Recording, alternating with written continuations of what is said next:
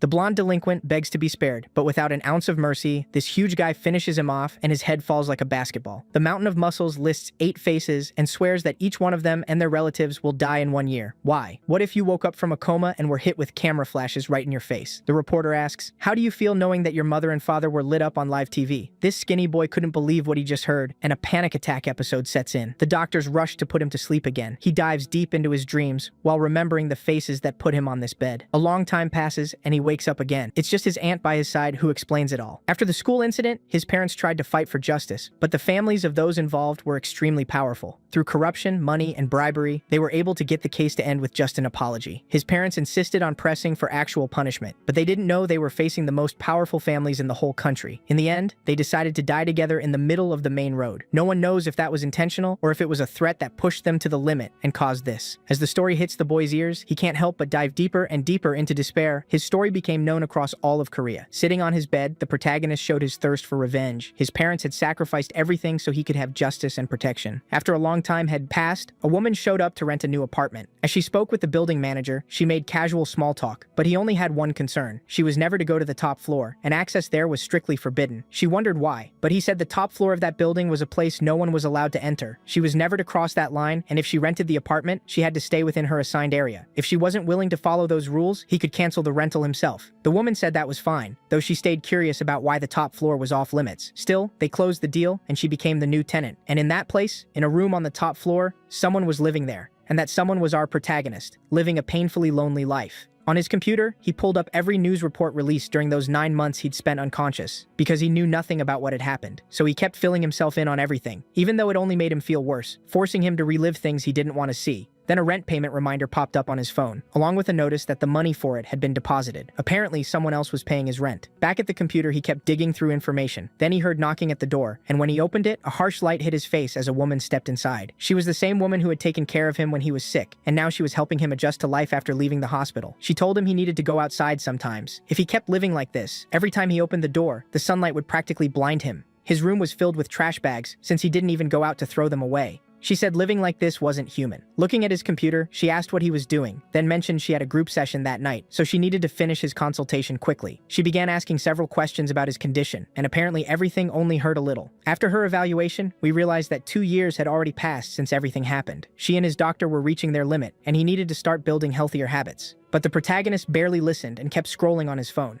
She said that if he wouldn't go back to school, he at least needed to go outside, get some fresh air, and try meeting people. But he stayed silent. And after she left his apartment, he went right back to his computer. He plugged in his phone to charge and used an app to try getting into a private group, the one belonging to the classmates who had done that to him. Basically, he was trying to hack his way in. After a while, he succeeded and spent a long time reading their messages. The bastards were living carefree, like nothing had ever happened. He realized that while he had been trapped in that state, those guys were out having fun, paying nothing for what they'd done. And with every message he read, the rage in his chest only grew, making him clench his teeth. Lying on his bed and staring at the ceiling, he kept thinking about what he should do, when suddenly something seemed to come screaming down from the sky and slammed directly into his building. He wondered what the hell that was, and stared at the door in fear. He says it sounded like something crashing into something else, and he thought it might be a burglar. As he approached the door, memories of what had happened came flooding back, and he felt a crushing pain in his chest. Still, forcing himself onward, he decided to open the door and face whatever had made that sound. When he undid all the locks, the daylight was brighter than ever. But once he focused, he realized something very strange had happened. A flaming sword had torn across the sky and landed right on his rooftop. It was stuck in the ground and still seemed to be burning. After the flames died down, the protagonist, whose name is Se-young, walked toward it. He couldn't understand why the hell a sword had fallen there. Who sent it, how, and why? Unable to make sense of it, he gave up trying. As he got closer, he noticed it looked a lot like the kind of sword you'd see in an online game, though he couldn't remember the name. Taking a closer look, he realizes it might be a Zweihander, a two-handed sword from the Renaissance. Looking at the ground, he notices it isn't cold at all, so maybe it really is stuck there. Either way, he's deeply unsettled by it, especially since the doors leading to the rooftop are still locked, so there's no way someone from below could have done this. He keeps asking himself how any of this happened, and what the hell he's looking at. After racking his brain for an answer, he finally lets out a huge scream that could probably be heard by everyone in the building. Then he gives up and decides to leave the sword where it is, wherever it came from, whoever drove it into his roof. He just heads back to his room and lies down, but what he doesn't realize is that he won't be able to ignore it, because out of nowhere, drum-like sounds start coming from outside. The sword is making noise. He tries to ignore it, but eventually that becomes impossible. And while he's sleeping, he starts having strange dreams where he seems to be in the middle of a war, surrounded by soldiers. Far ahead, he sees a man in a red cape, apparently holding a sword identical to the one on his roof. Beyond him, countless giant monsters charge forward. The moment the man draws the blade, an enormous force surges out, basically disintegrating them. That man's power with the sword is overwhelming. And while Sejong is distracted by the steam it releases, he opens his eyes to see a massive pile of monsters forming. And above them, the sword he saw is lodged there. Clearly, it's something immensely powerful. That image burns itself into his mind. When he opens his eyes, he's sitting on his bed and wondering if that was really just a dream, because it felt far too real. But the drumming is still coming from out there. He wonders if the sword is actually real or just a product of his imagination. He runs outside, opens the door, and sees that it's still there. But now it's on fire again. This time the flames are huge, and he has to find some way to put them out. So he rushes to the bathroom and fills a bucket with water. But his body is so weak he can barely drag it. Still, with all his strength, he manages to carry it over and throw it onto the fire. After struggling with the flames for quite a while, he finally puts them out, but not without burning himself a little and badly straining his arms. At last, the sword looks normal again. Then he glances to the side and notices there's just a hose and a faucet right there, meaning all that effort could have been avoided. He could have simply turned on the hose. Even so, he decides to leave the sword where it is. There isn't much else he can do. He goes back to his room and lies down again. After a long nap, another day arrives, and when he opens the door again, the sword is burning once more. It's already been 4 days since this started. This time, he just turns on the faucet, grabs the hose, and puts the fire out. He knows the whole situation is becoming routine. Every time he wakes up and opens the door, the sword is in flames. It's starting to feel normal, though he still hasn't figured out where those drum beats come from, the same ones that keep tormenting him while he sleeps. He keeps asking why the fire keeps reigniting and what kind of sword this even is. When he lies down again, he can't sleep because of the hellish noise. This time he's had enough. All he wants is some peace. So he goes out to the rooftop and decides he's ending this. Sitting in front of it on a chair, he wonders what he can do. Then he decides to watch the sword and see exactly when the fire starts. And the second the flames appear, he tries to douse them with the hose. It almost feels like the sword is mocking him, but he refuses to let this keep happening, so he keeps putting the fire out. Back in his room, he starts searching online for a way to solve the problem.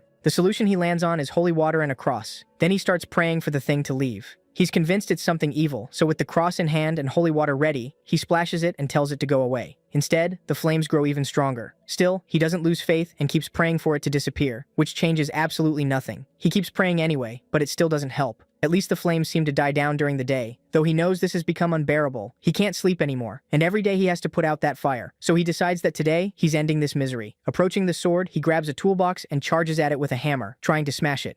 But the instant he strikes, the hammerhead snaps clean in half and flies into the wall, where it sticks. Still refusing to quit, he runs back into his room and grabs a baseball bat. Determined, he swings at it, putting all his strength into the blow. But all that happens is the bat rebounds straight into his face, hitting him hard. He's beyond furious with that sword. He can't take this anymore. He can't get a single minute of peace. He's determined to finish this. Gripping the hilt firmly, he decides that once and for all, he's pulling it out. And one of them isn't walking away. But the moment he tries, the flames flare up again. This time with even greater force. He can't understand why, because they usually only appear at night, and it's still daytime. Looking at the sword, he sees a huge fireball forming at its tip, and in an instant, it slams into him. He feels like his entire body is being torn apart. Countless memories of war flood his mind. The pain is unbearable, and wave after wave of memories crash into him. It's as if he's living all those moments at once. Even so, he somehow manages to yank it free from the ground, then collapses, still clutching it. Down below, the women living in the building are talking about all the noise, saying it's gotten seriously disturbing. More than angering them, the sounds are starting to unsettle them because they're so strange. The landlord had told them no one was allowed on that floor, so now they're wondering if someone might actually be trapped up there, if something terrible could be happening. They don't even know who lives in that unit. One of them says she already called the building manager to report the noise, and they even wonder if they should call the police, since they've heard screams for days. But another says she already brought that up, and all the manager told her was that as long as the residents seemed fine, there was no need to involve the police. The others think that's a ridiculous excuse and don't fully buy it, but the manager says he'll call the owner and get back to them later. Back up on the rooftop, Sejong slowly regains consciousness. He wonders what exactly he saw, saying it felt like a dream, except far too real to be one. He clutches his chest with both hands, as if he's been hit with countless emotions all at once, like he's lived innumerable lives. When he gets up, he sees the sword still beside him. He can't even remember how he pulled it out, but when he looks at the hole where it had been embedded, his fear is gone, and the opening has already closed. Then he notices its size. It's a full meter longer than it seemed while it was stuck there. It's a gigantic sword. When he tries to lift it, he realizes it's incredibly heavy and can barely hold it. He ends up falling with it onto his chest, but after a lot of effort, he manages to lean it against the wall. As he studies it, a voice echoes in his head, telling him it's a sword of war. Then the same voice says it's a bearer of thunder and storms, and that this isn't its true name, just one someone once gave it. Sejong wonders why he's like this now and how he suddenly knows these things. Then countless messages seem to echo in his mind, telling him that if he stands firm, all he needs to do is never bow, to always keep the courage and will to fight. Somehow those words inspire him. They make him grip the sword the way it's meant to be held. His mind fills with combat techniques, and in his thoughts, he can perform them perfectly. He figures all he has to do is copy those movements.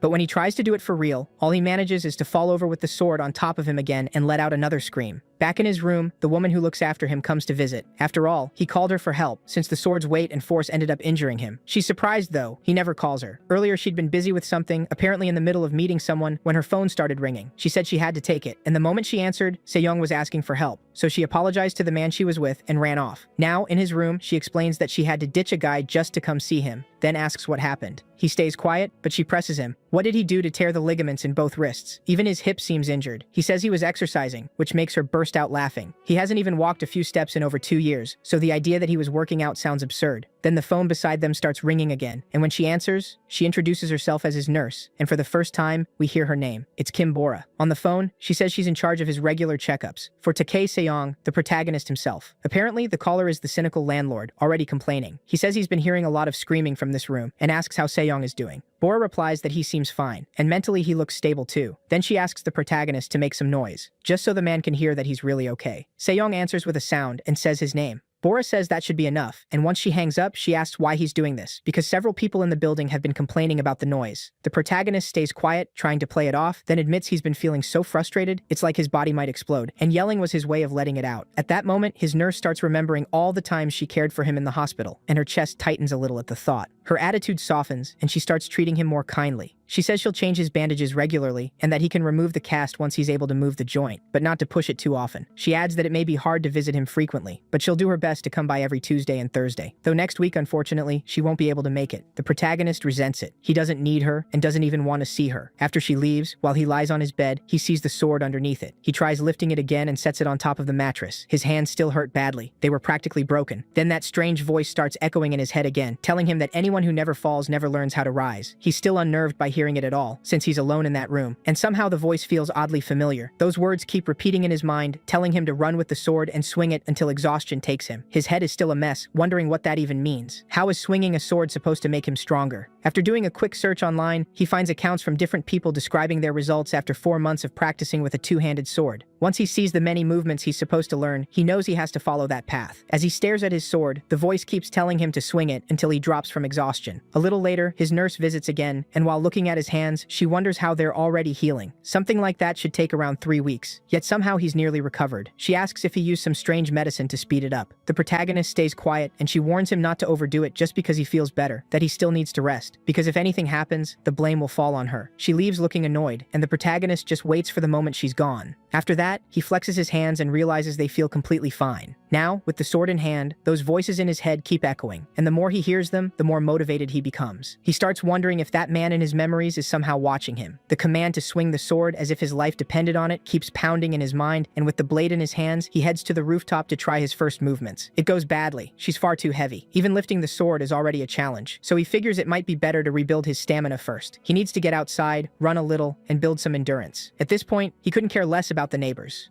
It's been 2 years since he even set foot on the stairs. In his memory, the former owner of that sword was already running around with it at 12 years old. So for now, all he needs to do is eat and run, until he builds up some real endurance. Strapping the sword to his back, he thinks he can at least do some squats. Before all this happened, maybe he could do around 30. So with the sword on his back, trusting his body, he figures he can probably manage 10. But when he actually tries, the idiot can't do even 1, and ends up face first on the rooftop. In his head, the voice keeps echoing. Run with the sword, swing it until exhaustion takes you. He heads back to his room and eats a heavy meal. Lying on his bed, he says he feels full, and after eating, he waits for the sun to set so the stairwell will be more empty. Then he begins his first real challenge, running up and down the stairs. As soon as he starts descending, he understands. He has to keep going until he's spent, until he truly can't move anymore. But after just 1 flight, his whole body already feels wrecked, and to make it worse, he falls with the sword. On the floor, he tells himself he has to keep running no matter what, because he needs to get stronger. So with slow, painful steps, he keeps going up and down the stairs, pushing his body to the limit. By the time he gets back to the rooftop, he's done 4 round trips on those stairs and feels like he can't do another. His body is completely spent. But then the memory of those 8 classmates who did that to him comes rushing back, and it lights a fire in his chest, pushing him to do it one more time. After several weeks pass, the trash bags that had been piling up in his room are all stacked outside at once, creating a pretty shocking sight. Lying in bed with the sword still resting on his chest, the protagonist feels his stomach growling, so he gets up to make food. What's strange is that the more he eats, the hungrier he seems to get. Even while cooking, he stretches his forearm with one hand. Back on the rooftop, he's now doing a full 100 push-ups, and for someone who couldn't do even one, that's massive progress. In his mind, that voice keeps guiding him, saying the less time he rests between exercises, the stronger he'll become, along with his skin and muscles. So the protagonist gets back up and refuses to stop training. Pouring out every drop of sweat, he runs those stairs again, and this time he completes 8 full round trips. With that done, the next step is practicing the sword forms, and his goal now is to begin with 100 swings. The voice in his head continues guiding him, telling him to perform each motion as slowly as possible, so he can build balance and control over the sword. Then it keeps asking him what the purpose of his life is, and what his goal really is.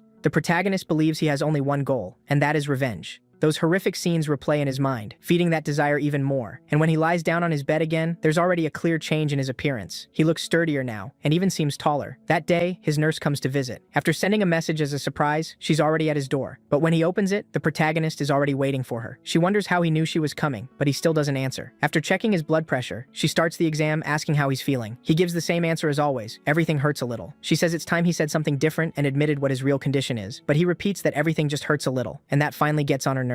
She tells him the doctor wrote in his report that he was practically healed, which means he's ready to start doing normal things again. Then she brings up school, saying it may be time for him to go back. If he waits too long, people there will start calling him an old man. She tells him that if he does return, he should make a few friends so he won't go through that kind of thing again. The protagonist steps closer, and before she can finish, he says he'll never go back to school. She answers in a nervous tone, asking if she heard him right, but when she looks at him, she notices something strangely different. Then she asks when he got so tall, because when she first met him, he wasn't even 1.60 meters, while she was 1.68, so she used to be taller than him. She asks him to stand up straight and wonders how she hadn't noticed it sooner. Looking at his stomach, she sees he's put on muscle, and somehow shot up in height too. She knows kids grow fast, but nothing like this. When she touches his body, she realizes how muscular he is, and her eyes practically light up. Cutting back, the protagonist continues his rooftop training, and now he has the biggest goal of his life: to swing the sword enough times to receive the sword's blessing and become even stronger, pushing both his body and mind to their limit. Only then, he believes, will he earn true indomitability. And to do that, he has to swing the war sword 10,000 times a day without stopping. The protagonist knows all of this comes from a fragment of memory he can't explain, and that it all started after he touched the sword. Still, he follows those teachings relentlessly, day after day. He knows he hasn't even reached 10% of what lies ahead, but he keeps pushing harder and harder. Then, a year passes. In the city, a new president is elected. On a giant screen, he gives the usual political speech everyone gives. One of his aides congratulates him, saying his dream has finally come true. He is now the president of Korea. Jong Sung has become the 21st elected president, and this man is very bad news for the protagonist, and not just for him. In Korea, one of his aides walks in and tells him there's a call for him. It's from the Shinjin group, congratulating him on winning the election. To celebrate, they say the whole family should be brought together. Then the new president says something unsettling. He says it's time for those children who had a rough patch in the United States to come back home.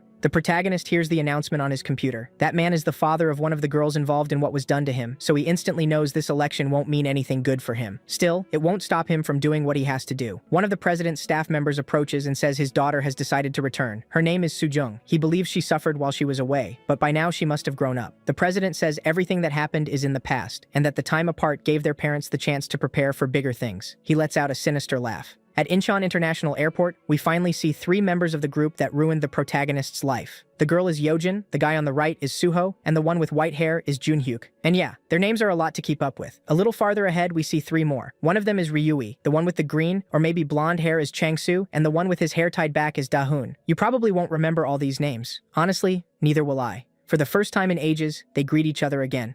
After so long apart, they ask how everyone's been. One of them asks where Soohyun and Soojung are, since only 6 of them are here when there were 8 in total. She says the other 2 slipped off to Japan and aren't around right now. One of the girls wanted to clear her head for a few days, and after they split up, 2 of them ended up staying together. The white-haired one says it wasn't hard to find out where he lives, and the he they mean is the protagonist. The blonde one asks if he's planning to set something up, and he says of course, they need to thank him for all the time they spent in detention. Cutting away, the protagonist is on the phone with his aunt. She asks if he still doesn't want to go back to school, and if he plans to live like this forever. He says he doesn't want to go back. She tells him all she does is worry about him. He knows that, and says he'll think about it just to bring the call to an end. His aunt apologizes for pressuring him so much, but says she's just deeply worried. He tells her he knows she's only acting out of concern, and that it's okay. She says if he ever needs anything, he can call her for help. Then they hang up. By now, the protagonist has become almost monstrous, and in his mind, he vows to deal with every one of the people who did this to him. Across from his building, someone is already watching him. After checking the signal, the man realizes that whoever lives on the top floor hasn't stepped outside at all. They try every way they can to make contact with the resident, just to confirm the protagonist really lives there. This is one of the people investigating for the group that hurt him. Basically, someone tied to their families. But all the information they managed to get points to the protagonist indeed living there. After receiving orders, we cut to the two of them in a car, talking about what they've learned about him. But the white-haired one gets furious. They couldn't even get a photo to see what he looks like now. The blonde says the guy never even steps outside, so spying on him has been nearly impossible. The white-haired one keeps cursing, saying the guy doesn't even go to school, and if he never leaves the apartment, they'll have a hard time doing anything. Maybe the only option is to break into his apartment. The blonde suggests they deal with the lock and go in to take care of him. The white-haired one likes the idea and throws an arm around him, saying he always knows how to entertain him. Still, before doing anything, he says he needs to talk to Sue Ryan first. He might already have plans of his own. Sue Ryan, if you don't remember, is one of the 8 now in Japan with the president's daughter.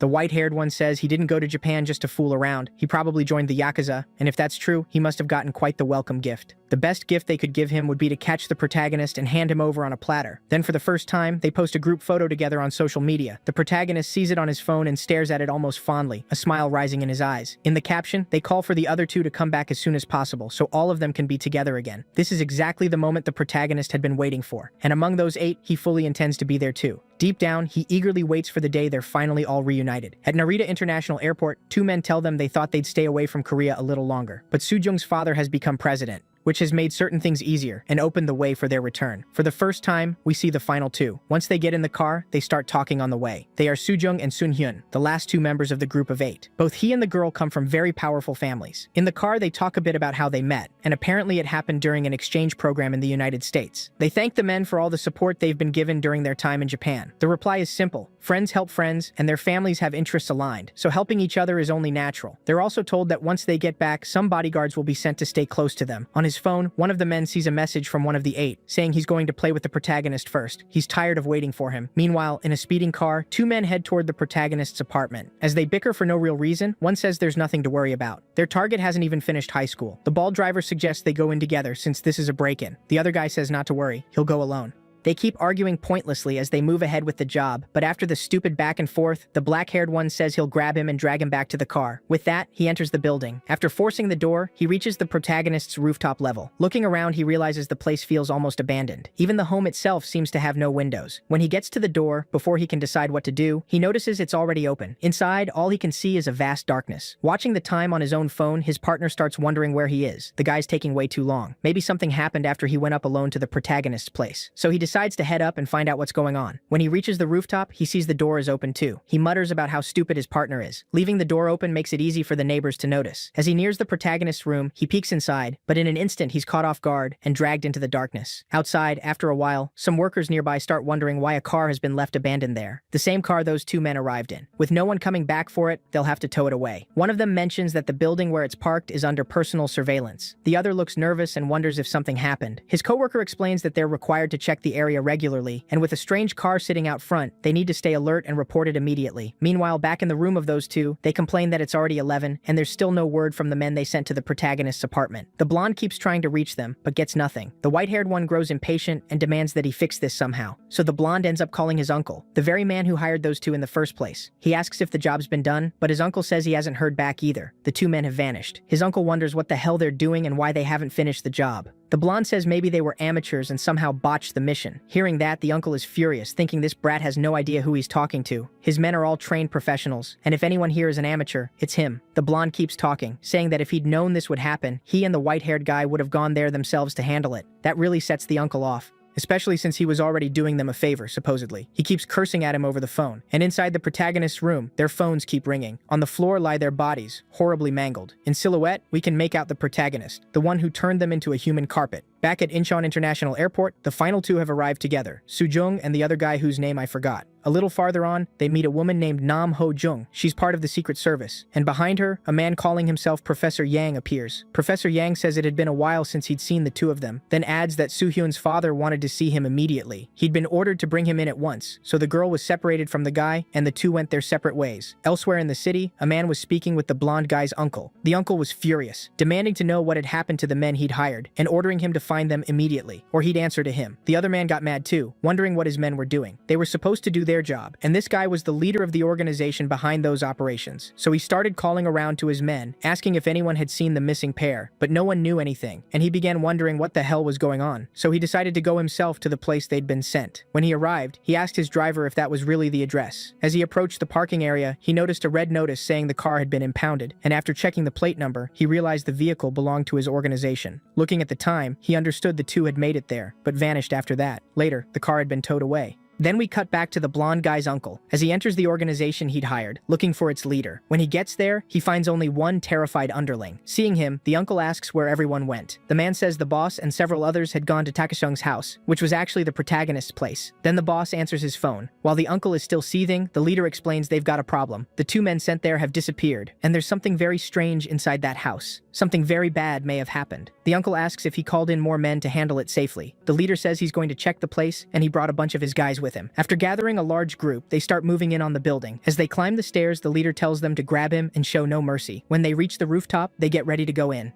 But while the leader is still on the stairs, all he hears are screams. At first, he assumes the mission is over, that it's done. Though with all that screaming, maybe his men had gone overboard. But when he reaches the top of the stairs, he finds one of his men in critical condition, probably already dead. His face says it all. He was absolutely terrified. As he moved toward the door, he saw a huge beast, and that beast was our protagonist, more monstrous than ever. The moment he saw him, the guy dropped to the floor, his body frozen, unable to move. In his head, there was only one thought: who the hell was this? The protagonist didn't hesitate. He struck him down. Sometime later, one of the building's female tenants was telling a worker there about the screams they'd been hearing. She said she was so scared she hadn't even been able to sleep these past few days. The police say they'll check the perimeter. They know security cameras caught several gang members entering the building, so something likely happened. As they climb the stairs, they notice the door has been broken, with the lock lying on the floor. They look shaken, but they still have to check. When they reach the doorway, they knock even though it's already open. As they open it, the protagonist appears in the frame, and his head can't even be fully seen. He looked monstrous. The police are stunned by his appearance, but when they look behind him, they find a horrifying sight: a pile of all the men who tried to invade his apartment. The protagonist had taken care of every one of them without mercy. Police and ambulances quickly surrounded the area. Arriving by car, the blonde guy's uncle wonders what's going on there. Looking at the stretchers, he sees several bodies being carried out. While upstairs, the police question the protagonist, and he explains he doesn't even have a citizen registration number yet because he still isn't 18. He says his name is Takase Ongi, and that he used to attend Nungwang High School, but he dropped out in his second year, and everyone already knew why. The police wonder if this is really that same boy, and start reporting everything back to the station. He tells everyone there to leave the scene immediately, because even though he was nearly 2 meters tall, he still wasn't 18. They couldn't just act against a minor, especially knowing his history. If they did anything to him, the media would tear into them for it. So they realize arresting or punishing him would be extremely complicated and would need to be discussed carefully. For now, they decide the best move is to clear the scene and figure out later how to handle it. The two officers immediately decide to leave. Back in his room, the protagonist calls his aunt after everything that happened. He tells her he's decided to go to the United States. His aunt asks if he's sure, sounding happy about the decision. She says she'll talk to his uncle and sort out the details right away. But the protagonist says it isn't time yet. Not now, later. He says he wants to travel for a year, and his first goal is to see all of Korea. Since he's still underage, he can't really go off alone to another country, so for now, he'll explore Korea first. His aunt says spending a year in Korea will only delay his studies further, since he probably won't be going to school there. The protagonist says all he wants is to stay outside for a long time. He wants to feel the wind on his face. He thinks it'll do his mind some good. He tells his aunt he just wants to relax a little, and not to worry if he goes a while without calling. His aunt says she'll keep a room open for him, and whenever he wants, he can come to her house. He can do whatever he wants. He just has to call from time to time so she doesn't worry too much. The protagonist says he will, then hangs up.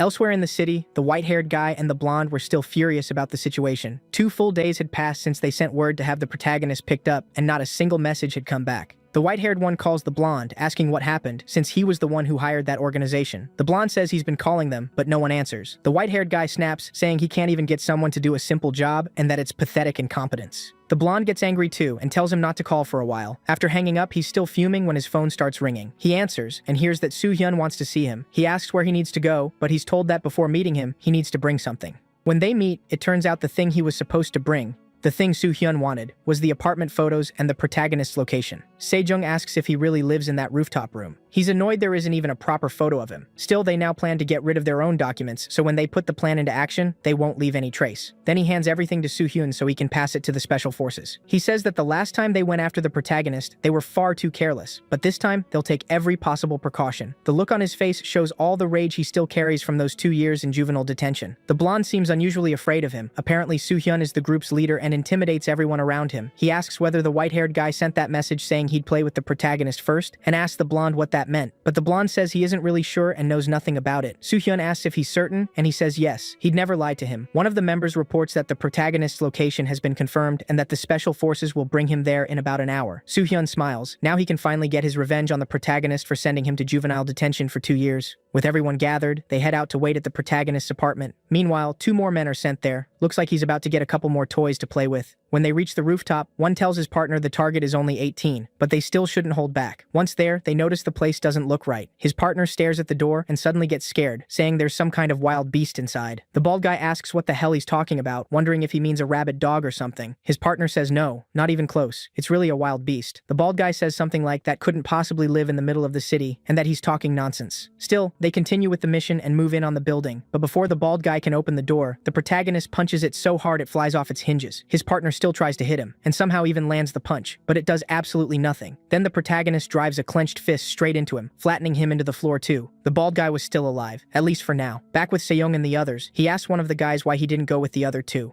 The man says there was no need. Both the bald guy and the big one were pros, and their target was only 18. Then his phone starts ringing. He frowns when he sees the call is from the bald guy they sent out there. The moment he answers, one of his men is screaming. He recognizes the voice right away. It's Kenta, the big guy from the group, yelling through the phone. The protagonist asks where he is, but before Kenta can finish, the call is about to cut off. Realizing he won't get anything useful out of him, the protagonist decides to use the bald guy to lead him to where the others are gathered. The bald man says the place is 10 minutes from his apartment, but the protagonist says he can do it in 5 at most. With that, he gets into the car. Before that though, he rips the roof off. He's so huge he can't even fit inside otherwise. Kenta is in the back seat and they head straight for Sejong's location. The guy on the phone sounds panicked and the others start asking what happened. He tells them to leave immediately. The mission has apparently failed. If they want to stay safe, they need to go straight home. Sejong can't believe they failed trying to grab a loser like the protagonist. The man snaps that there's no time to explain. They need to get somewhere safe now. He keeps repeating that everyone has to leave that place. Sejong asks if someone is coming, clearly unhappy about it, while the guy on the line sounds furious. But before anyone can do much, someone seems to have entered, and a loud scream echoes out. Outside, the protagonist has arrived, sword in hand. People on the street are filming him and taking pictures. He asks the bald man which room they're in, and the answer is the 8th floor. The crowd stares at his size and at the sword, thinking they're watching some kind of movie shoot. But one woman looks into the backseat of the car and spots Kenta, and the state he's in sends her into a panic. This isn't a movie at all, it's real. Up in the room, even the thugs are getting nervous. They have no idea what's happening or why all those screams are coming from outside. One of them says the building has 3 stairwells, so they should split up and run. Sejong says he doesn't even know where to go.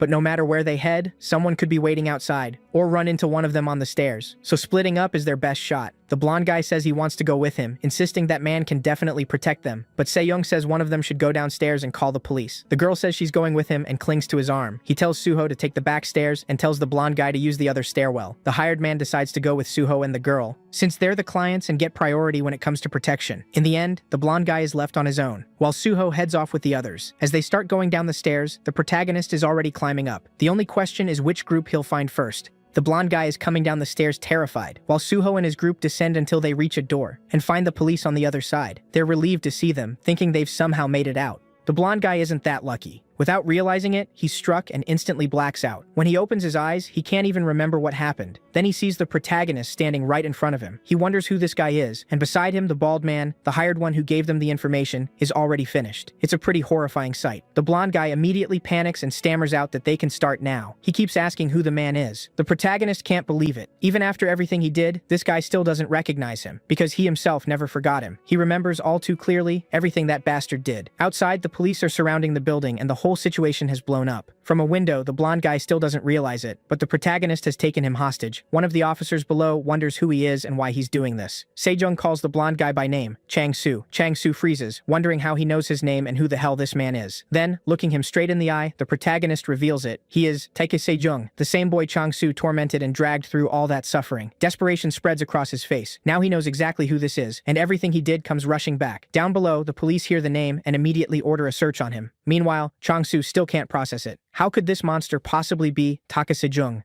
The protagonist says that 3 years ago, in front of Gwanghamun, 2 people, Tak Chang-soon and Go Yoon-jin, gave their lives in the flames. Those 2 were his parents. Everyone below knows that story. The moment they realize it, panic spreads. The man doing all this is that little boy who spent 9 months in a coma after losing his parents in a sacrifice the media turned into public tragedy. Then he pulls the sword from his back and plants it at his feet. He grabs the blonde by the neck, and the kid immediately starts to panic. He realizes his hands are chained, and starts calling for his mother, then his father, which only infuriates the protagonist even more, since he was the one who tore him away from them. He says the boy's parents had already paid with their lives for drawing that kind of attention. But from that day on, he's going to make all of them pay with their lives for everything they put him through. While he says that, outside, everything is being broadcast live. The news reports that someone is being held hostage in a building near the station, and both SWAT and the police have already arrived. People wonder if this really is that couple's son, and even though 3 years have passed, he still should have been a minor. But judging by his appearance, he doesn't look like a teenager at all. All around them, things were turning into complete chaos, with every kind of police unit on site. Down below, they ask for the boy's full file and order a deep investigation into everything that happened to him. They also confirm that the blonde kid is the son of the president of Aegis Security, and he doesn't like where any of this is heading. Aegis, after all, is the biggest home security company in Korea, and the boy is also one of the defendants tied to that case from 3 years ago. He believes that if the blonde really was involved, and if the man with the sword is truly Tae-seong, then that kid is in serious danger. He keeps trying to negotiate with the protagonist, asking what his demands are, but Tae-seong makes it clear there will be no negotiation. The officer keeps begging him to say what he wants, while helicopters circle above the building. The protagonist repeats that there will be no negotiation. He only has an announcement to make. Then he starts naming every person involved, the 8 people who did this to him. One by one, he lists them, including Kim Jong-soo, who's right beside him. He declares that all of them will die by his own hands. Their parents will die too, along with the rest of their families, brothers and sisters included. Every last one of them will fall by the protagonist's hand. And that was the announcement he made to the entire world. He says that even if they call the police or the army, nothing will stop him from doing what he wants, and they will pay for everything they did to him. No one will be able to stop him. The blonde makes one last attempt, which honestly is incredibly stupid. He says something terrible will happen to the protagonist if he kills him, because his father is a very important man. But gripping that sword, the protagonist is so furious, he almost seems to be asking whether the kid still thinks he's that same idiot from school, still a coward, no matter how big he's gotten. But the only thing written across the protagonist's face is rage. Looking straight into the cameras, he tells everyone to watch closely.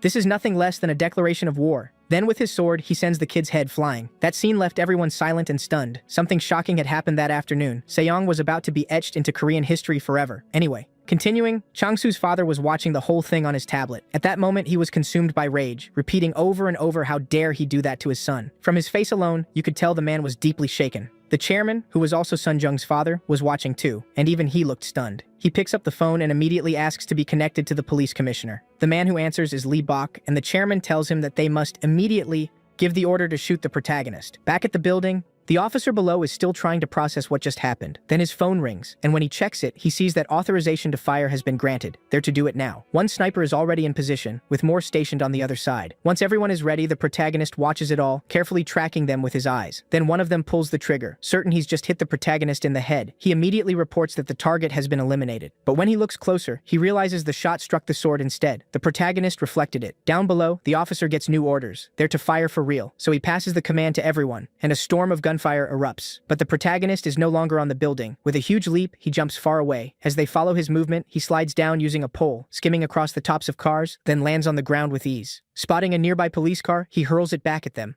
causing a massive explosion. The officer is still trying to understand what just happened, but when he looks into the flames, the protagonist emerges from inside, and he clearly isn't there to talk. The officer wonders what that thing even is, because it doesn't seem human at all. He orders his men to get ready to engage him and gives them clearance to fire. But before the shooting starts, the protagonist jumps upward and vanishes from their sight. Then, moving at blinding speed, he suddenly appears right behind them and takes down both shooters. The officer keeps barking orders, telling everyone to use everything they've got. One sniper manages to get a clear view of the protagonist and fires, but before the bullet can reach his face, the protagonist deflects it with his sword. The officer keeps yelling for them to stop him somehow, to use every weapon they have, so everyone opens fire at once, yet the protagonist seems to reflect every shot. Then he swings his sword and blasts everything away, carving open a huge path and wiping out everyone in front of him. The reporters on site can't believe what they're seeing is real, and after clearing the way, the protagonist lets out a deafening scream. Meanwhile, at a hospital, Soo Ryun and Soo Jung look terrified as they watch him. The girl is in full panic, and the guy is literally trembling. The protagonist's words keep pounding in his head. Back at the scene, the protagonist ultimately escapes them all, but where everything happened, a huge fire breaks out, and the hostages are called in. While the injured are being treated, the officer in charge interrogates a man named Gu Gyung.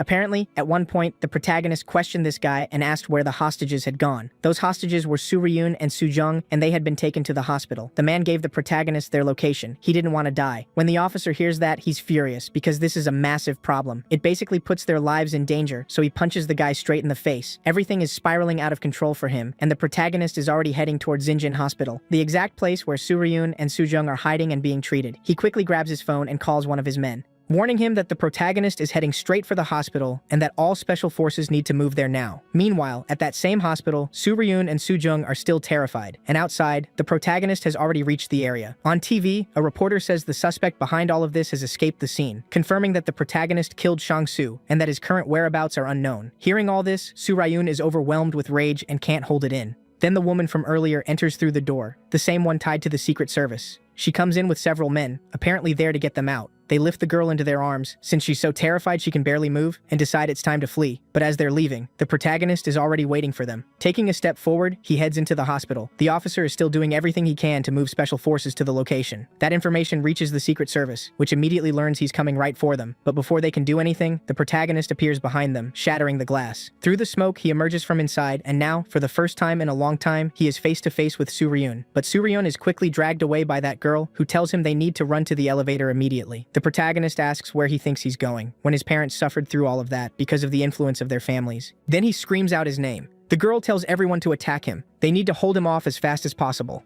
But those guys never stood a chance. The protagonist beats them all down without slowing. Soo-ryun and the other three make it to the elevator and slam the buttons, trying desperately to get it moving. Before the doors can close, one of the men reaches them in terrible shape, begging for help. But in the blink of an eye, he's yanked away, and through the gap in the doors, they catch sight of the protagonist's body. All of them are horrified, wondering if that thing is even human. Soo-ryun realizes the elevator is going down, which is a huge problem. They're supposed to escape by helicopter, so they should be heading to the roof. Then above them, they sense something incredibly heavy moving up. When they look up, the protagonist is there with his sword. They realize he's probably about to do something, and one of them orders everyone to duck immediately. With one hand, the protagonist drives his sword through the ceiling. The girl tells them that as soon as the elevator opens, they all need to run without looking back. Meanwhile, the protagonist keeps stabbing through the ceiling again and again, though luckily none of them are hit. But when they finally make a run for it, one of them isn't so lucky and gets left behind. It's the same man carrying the girl, and she watches it happen right in front of her. Just in time, he threw her body aside. Then the protagonist tore through the roof. He dropped straight into the elevator, and a massive cloud of smoke filled the cabin. As everyone struggled back to their feet, there he was, Takeshi Young, standing right in front of them. He demanded to know where they thought they were going. In his mind, he was calling out to Soo-ryun and Soo-jung, and his face showed just how long he'd been waiting for this moment.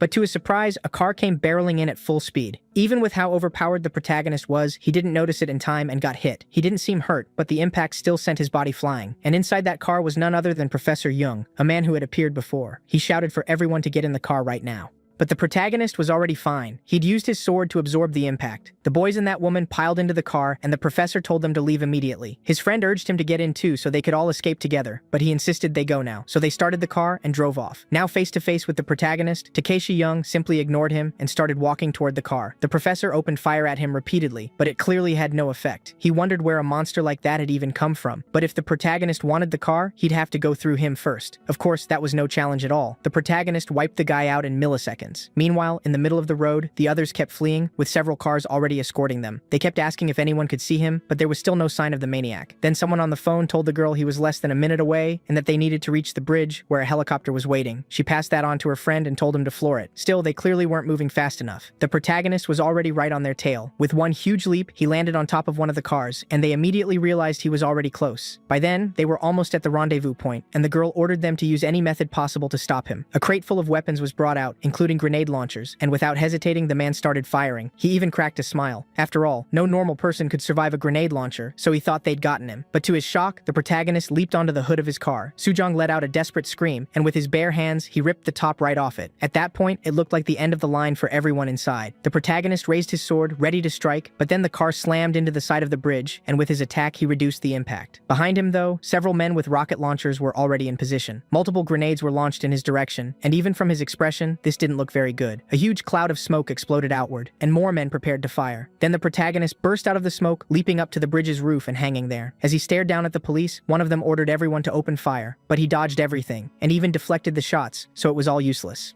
A moment later, the protagonist was back on the ground. He warned them that if they valued their lives, the smartest thing they could do was leave. And if they stayed in his way, every one of them would die by his own hand, but the idiots ignored him and kept trying to shoot. Behind them, the helicopter meant to take Suryo and Sujung had arrived, so they rushed toward it. The protagonist watched the whole thing, his sword aimed straight at the helicopter. He had no intention of letting them escape. He knew that if he struck it, everyone there would die. But those two didn't deserve to go out like that. They'd barely even feel any suffering. So he decided the best move was to wait, to let despair sink deep into their minds until one day they would meet him again. Meanwhile, at the presidential palace, several powerful figures had gathered with the president. On a giant screen, they watched everything unfolding across the city. One of them said the suspect was Takeshi Yong, 18 years old, last seen at Yongdong Bridge. They were still investigating him, but 3 years earlier, he had been one of the victims in the juvenile incident that drew massive media attention. His parents had also become a public focus after sacrificing themselves in front of Guang Huamun. One of them wondered where Takeshi Yong thought he was heading now. The woman said she had no idea yet, but the investigation would continue. She added that, in a situation like this, it made no sense for the president to skip the meeting, though she said he was trying to find a solution by other means. At Blue Wing Studio, more influential people were watching everything unfold too, including the part where the protagonist said all their names and warned that every one of them would die by his own hand, including their parents and even their families. The key point was that inside Blue Wing were some very interesting people. One of them was the chairman of the Shin Shin group and Soo Hyun's father. They believed the best move was to block everything related to that video and any similar searches. The chairman said he'd do everything he could to keep the video from the public. Also at the table was the president of Blue Wing Studio, Young Suk's mother, the white-haired one. She said blocking everything would be difficult. Even the green-haired girl's father was there. He was the chairman of Goldfield, the country's biggest news portal. Soo Hyun's father said they needed to stabilize the situation and find a way to neutralize the protagonist. Namji's father, another parent from that group of 8, was also at the table. It was clear all those punks' fathers were there, and every one of them belonged to powerful families. One of them pointed out that the protagonist didn't even flinch in front of guns, and asked how they were supposed to deal with someone like that. Another argued that if he were truly bulletproof, he would just let himself be hit. He wouldn't dodge or run. So they believed all of this was really just police incompetence, and that if they used mercenaries or soldiers and concentrated enough firepower, he would definitely be killed. But when he said that, the room fell completely silent. No one knew if that would actually work. What they'd seen was beyond human.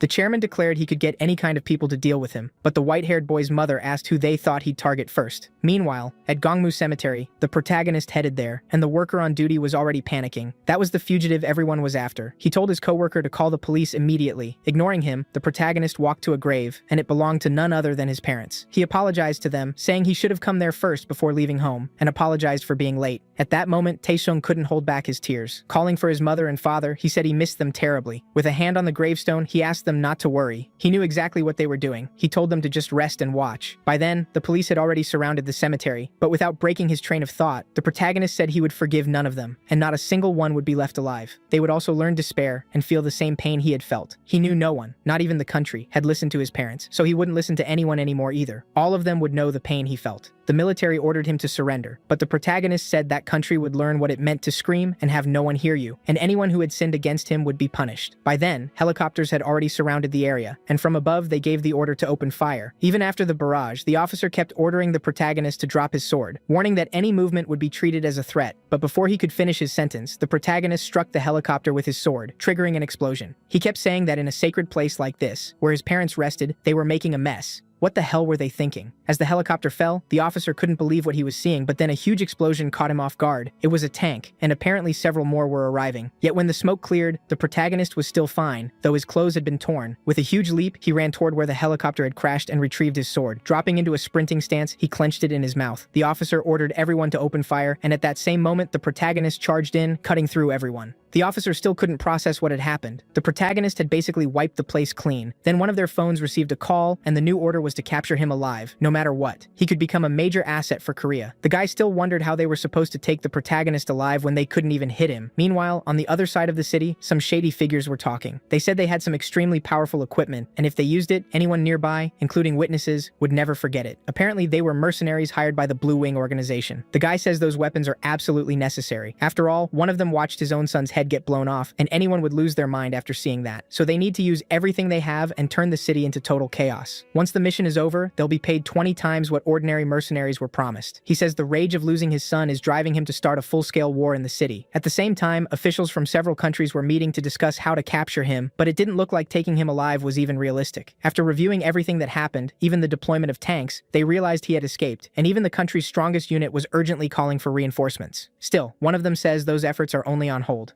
and will resume soon. They also learned that an organization had been assigned to hunt the protagonist, the same one hired back at the beginning, and they were partly responsible for triggering this war. Now they want a report from them, and an explanation for why they attacked the protagonist in the first place. Meanwhile, back at the cemetery, as he stared into the distance, he pictured 2 parents and a happy child. Only in his mind, of course. That memory hit him hard, reminding him of what happened to his parents. Elsewhere, at the white-haired man's house, he was furious with Shang-Su, saying the guy had been useless even when it came time to die. He knows he'll probably be the next target when his phone suddenly rings. It's none other than the green-haired girl, wondering why he took so long to answer. He says he only picked up because it was her. Everything outside is complete chaos. She tells him she called because she was worried about him, and apparently she already knew the white-haired man had told Shang-Su to go after the protagonist some time ago. He asks how she found that out, and she says the blonde guy told her everything. He never hid anything from her. That makes the white-haired man even more pissed at him, still cursing the idiot.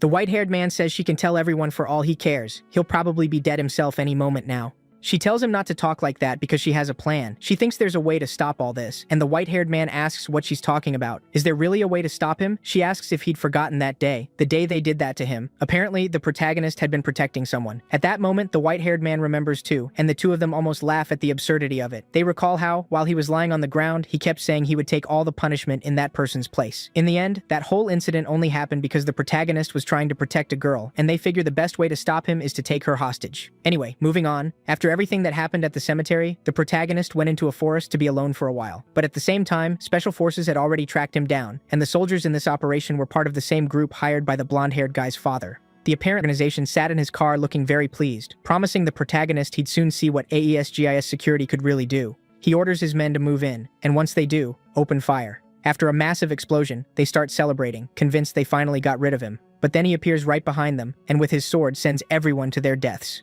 Through the phone and his earpiece, the man in the car hears it all happen. Then he checks the internet and sees that chaos has spread everywhere. His whole plan is collapsing, and the disbelief is written all over his face. Once again, the protagonist escapes unharmed, and to make things worse, he finds their car. He sends it flying off the road, likely killing both men inside. News of the case keeps spreading around the world, and roads, streets, and even borders are being shut down to stop the protagonist from escaping. Experts around the world begin offering their theories on what's happening. They question why the protagonist is doing all this. After all, 3 years had passed since what happened to his parents, so they wonder whether this is just revenge or the result of severe psychological damage. Some even describe the protagonist as a complete psychopath. In their view, nothing justified what he was doing, not even what happened to his parents. If he really wanted to be a better person, they say, he should have sought a legal solution or turned to people close to him for help. And with all this happening, with even the police unable to contain him, they start discussing the possibility of putting equipment in civilians' hands so they can protect themselves. Out on the street, 2 men are talking, and one shows the other how the internet is reacting to everything. Among the flood of messages, it's clear that some people are siding with the protagonist, even blaming themselves, because they didn't listen when he needed them most. They believe that failure is what led to all of this. In that same chat, people wonder whether that scene between the protagonist and the blonde-haired guy was real or just fake. They pass around links, watch the footage, and keep asking how something like that could even be possible. One of them jokes that he should invite the guy to his gaming group, showing just how unhinged the internet had become. In other investigation centers, people ask how things are progressing, and teams start digging through every part of the protagonist's life, including all the neighbors he had any contact with. One of them asks whether there was anything about him online at all, but even after breaking into every database they could access, they found nothing. The man says someone his age should be living online, and probably should have left some clue about what he was planning. The woman replies that even after extensive searches, they couldn't find a single file. Not from any point in the 3 years since he came out of his coma. He never even created an account, and if he did, it had already been deleted. Basically, there was no trace of him anywhere on the internet. The man reports that the special forces sent to the cemetery were completely wiped out, and the whole thing still feels unreal. They aren't fully sure what happened there, so they can't say with certainty that the unit was totally destroyed. Still, they've lost contact with everyone who was on site. The man can barely believe a special force of that scale could have been crushed. With all this going on, multiple organizations start investigating each other before sending any reinforcements, because after seeing what happened to the troops, they're afraid of just throwing more soldiers away. One of the analysts is outraged, asking how a single person could cause this much damage, and with all their resources, why they still can't stop him. Then every phone in the room starts ringing. The call reports that another organization has entered the operation and is now interfering with theirs. In another investigation department, 2 men are talking. One says a woman named Go Ryujin has been found in the United States, and apparently she's Takise Young's maternal aunt. Basically, she married an American man and moved there, liked the country, and decided to stay. He asks whether the other man is taking the steps he requested. He orders everyone standing by there to head to her house immediately and take her in so they can somehow use her to stop the protagonist. His partner confirms he'll do it, adding that she should return to Korea willingly. But if she doesn't, they'll have to find a way to force it. Meanwhile, in Los Angeles, California, at the protagonist's aunt's house, several men knock on her door, claiming they're from the Korean embassy. As she approaches, she asks what they need, and they immediately start trying to force the door open.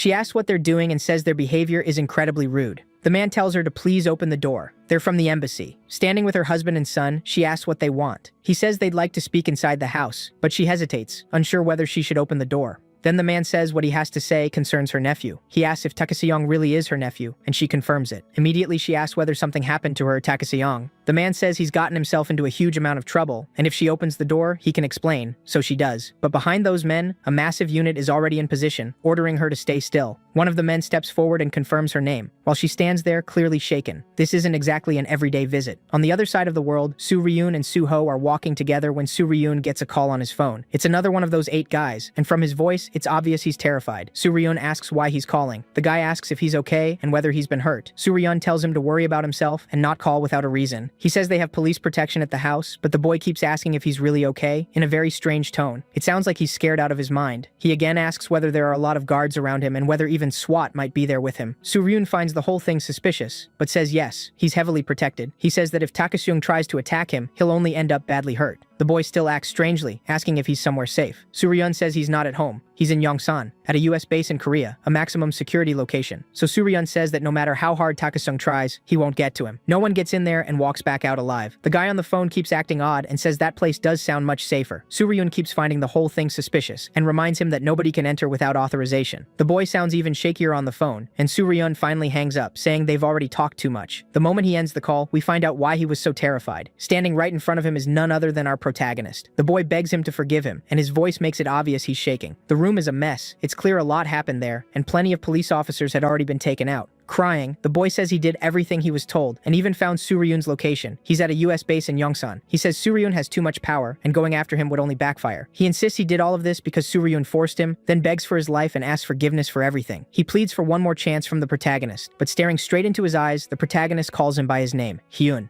Takeseong says that when he was the one begging for his life, none of them showed mercy. When he was lying there on the ground, what did Hyun do for him? Did he even try to help? Then he raises his sword and looking him in the eye says, "This is his end. May God receive him." And just like that, the poor guy was finished. Another one of the 8 was gone. Meanwhile, at the hospital, Professor Young is in critical condition. Honestly, it's a miracle he's still alive. The man is completely wrecked, but he's still breathing. A younger guy updates the old man on his condition, saying the whole situation is a disaster. He also realizes that even the executive director had abandoned the training hall. After seeing everything unfold, the man simply bailed. The old man says that's fine. He more or less expected it. People would get scared and turn their backs. Then his phone rings, and it's Soo Hyun's father. After a while, the two begin talking. He says all these events must have left the old man deeply troubled, but the old man says he doesn't want to discuss his own problems first. Ever since Professor Young was hurt, he's been in bad shape. After all, the professor had tried to protect his unworthy son. The old man says that's all right. His job was to protect others. Soo Hyun's father keeps blaming himself, since he was the one who put him in that role. The professor had only reluctantly accepted the task of protecting his family, and now he was in critical condition, all because of his stubborn son. But the old man says the professor chose his own actions. No one forced him, so no one else is to blame. It was simply bad luck. If someone takes on the duty of protecting another person, they have to be ready to die for them. That's what being a bodyguard means. Soo Hyun's father apologizes sincerely, but the old man says he'll set that aside and talk about the real problem. From the news, he saw that the protagonist still hadn't been captured and asks what the next move will be. Seungri's father tells him not to worry. He's already mobilized a large number of soldiers, and the protagonist will be neutralized soon. The old man tells him to do his best, because he won't be sitting still either. He says it's been 20 years since he last felt this kind of fear before facing a major enemy. That enemy is incredibly powerful, and maybe he's the only one who can truly stand up to the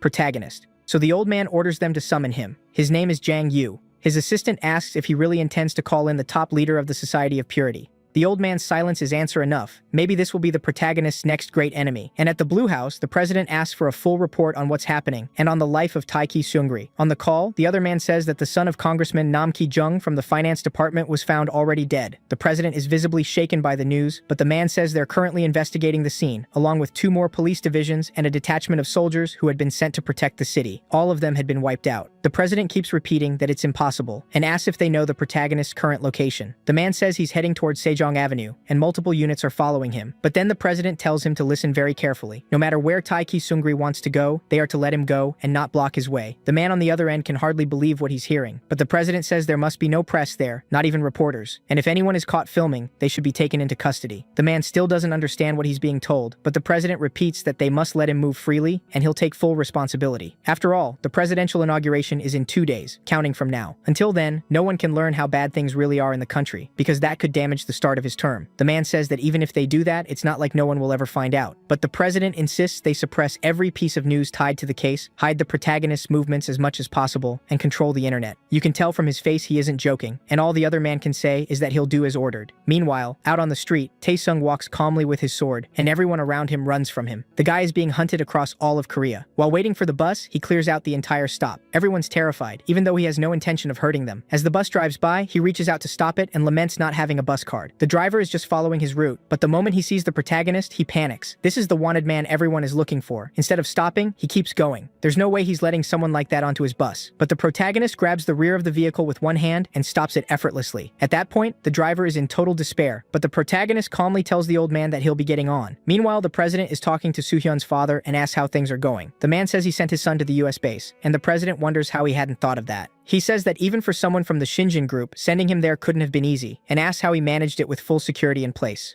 The man says all he did was hide him among some soldiers, and it was actually pretty easy. The president is still confused, since even the army had been mobilized, and they shouldn't have let something like that slide so easily. But Soo-hyun's father says that's where it gets good. They can even use the military as bait. If the protagonist shows up, they'll be ready to launch a bigger attack. The president is impressed by how solid his plans are, and the man says he always has another plan ready if one fails. The president says he's blocked all information related to the case because he doesn't want it hurting the start of his presidency. Then he decides to send Soo-jung to the US base as well. It's probably the safest place right now, though with a hand to his face, he still wonders if it really is safe. The man says it's a US base. If something happens there, who would even know? And even if something does happen, he already has a helicopter ready to escape anywhere else. The president keeps saying how impressive he is. He planned everything ahead. Back to the protagonist. He's still on the bus with the driver, who's terrified. But looking ahead, the protagonist notices the police aren't blocking traffic, letting him pass without trouble. The driver looks at the police and wonders what they're doing. Taek Se-jung is inside his bus, and they're doing absolutely nothing to stop him. Of course, that's only in his head. After all, the protagonist is right beside him. Taek Se-jung wonders if they know where he wants to go, or if they're leading him somewhere they've already prepared. Still, he decides it doesn't matter. Whatever they try against him, they'll regret it. He knows that anyone protecting those eight is no different from them, and all of them will be punished. Meanwhile, at the US base, Se-jung has arrived together with that woman. Then we get a flashback of her speaking with the girl's father. He says taking her there won't be easy, but asks them to trust her. And with that, the two women move closer. Meanwhile, some of the higher-ups, including one of the eight, were discussing the situation, especially how the police weren't trying to stop him and were actually clearing the way. They believed the protagonist was heading for Mapo Bridge, but one of them said they shouldn't interfere. Then his phone rang. The voice on the other end told them to stop him immediately, which made no sense. The standing order had been to let him move however he wanted, but apparently that order had changed, and now they were being told to stop him at once. The guy asked what was going on. Had Taek Se-jung just entered the American military base? He couldn't understand what he was hearing or how they could possibly have let Taek Se-jung inside. But the man on the phone, clearly shaken, said that wasn't exactly what happened. The protagonist had simply smashed through the wall and forced his way in. He couldn't believe it. That wall was supposed to be extremely tough, and yet right in front of them, the protagonist was already inside.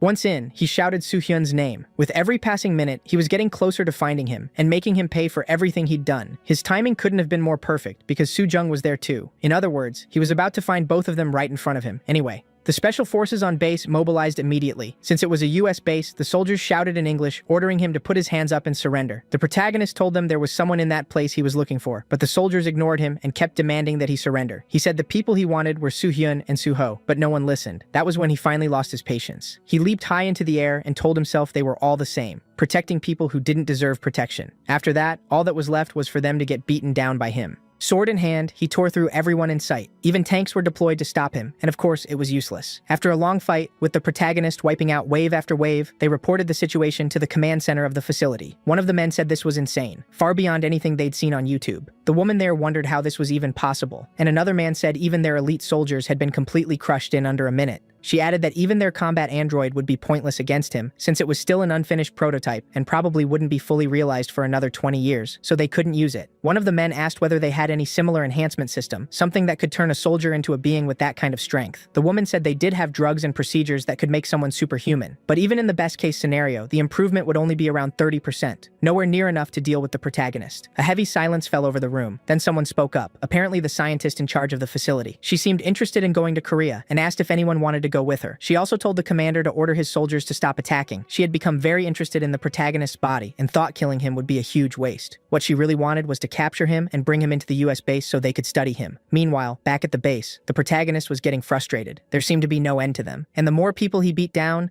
the more showed up. He wondered when it would finally stop, until suddenly a new order came through. The soldiers were told to stop engaging the protagonist and open a path for him. Tae-sung wondered what that meant and why they were letting him through. Meanwhile, the Korean president learned that the protagonist was inside the American base, and one of his men explained that even though they had personnel nearby, they still hadn't been able to stop him from getting inside. At the same time, the young Special Forces woman received orders to leave immediately. She was in the same room with Soo-hyun, Soo-ho, and Soo-jung, all together. The message said she had to get out of there right away, but the call cut off before it could finish. When she checked her friend's phone, she realized the signal in that area had gone dead. She started to realize something was wrong. Something was probably coming. Back to the protagonist, he still couldn't figure out why they had suddenly retreated like that. The soldiers had basically stopped trying to do anything to him. He didn't care and kept moving forward, trying to get inside and reach those bastards. He made it clear, if they tried anything, they'd end up dead. Back in the room, Soo-jung said that before coming to the base, she had spoken with Soo-ri, and apparently he said there was a foolproof plan to stop Tae-sung for good. Soo-ri asked what plan that was, and Soo-jung said the white-haired man claimed it would make the protagonist kneel before them and come crawling back like a lamb. Soo-ri said that if she meant his relative, basically the protagonist's aunt, he had already sent someone after her. But Soo-jung said she wasn't stupid and had already expected that. She'd even told her father about the relative. The two still looked confused about what the plan actually was, and while they kept talking, the Special Forces agent could only feel disgust listening to them. Their whole conversation was twisted. Soo-ri said he was thirsty and asked someone to get him some water from the car. Soo-jung asked him to bring her some too, and he agreed and went to get it. Then the girl approached Soo-jung and suggested they go back to her room. Soo-jung asked why all of a sudden, why should she go back to her room when she wanted to stay there with Soo-ri, but the agent wasn't playing around and gripped her shoulder. Leaning close, she said she had a bad feeling and told her to follow immediately. As soon as they stepped out, she started dragging the girl away, and a loud noise suddenly echoed behind them. The agent told her to run, now. In Soo-hyun's room, several men had just thrown open the door, and standing before him was the protagonist, who had already broken in. In his hands was Soo-hyun's body, apparently already dead. Seeing what was happening, his friend Soo-hyun panicked, and the protagonist tossed the body aside so he could see its condition. At that moment, he tried to crawl toward the door to escape, and he almost made it. The protagonist swung his sword and struck one of the nearby guards. Others jumped in front of him and tried to fight back, but as expected, it was hopeless, even with the huge explosion that followed. On the way there, Soo-hyun's father was racing over in his car. He already knew the base had been breached, and was clearly worried about his son. He was also completely in the dark, since the base's signal had been cut and he couldn't get any information. But on the road, he finally picked up a signal and called one of his men. They said no one was being allowed into the base. Even after mentioning someone important, in this case Colonel Kessler, they had still been stopped at the gate and denied entry. That only made Soo-hyun's father even more furious. Back to Soo-hyun, he was running, while behind him the protagonist smashed through everything in his path. In his head, Soo-hyun kept calling for Soo-jung.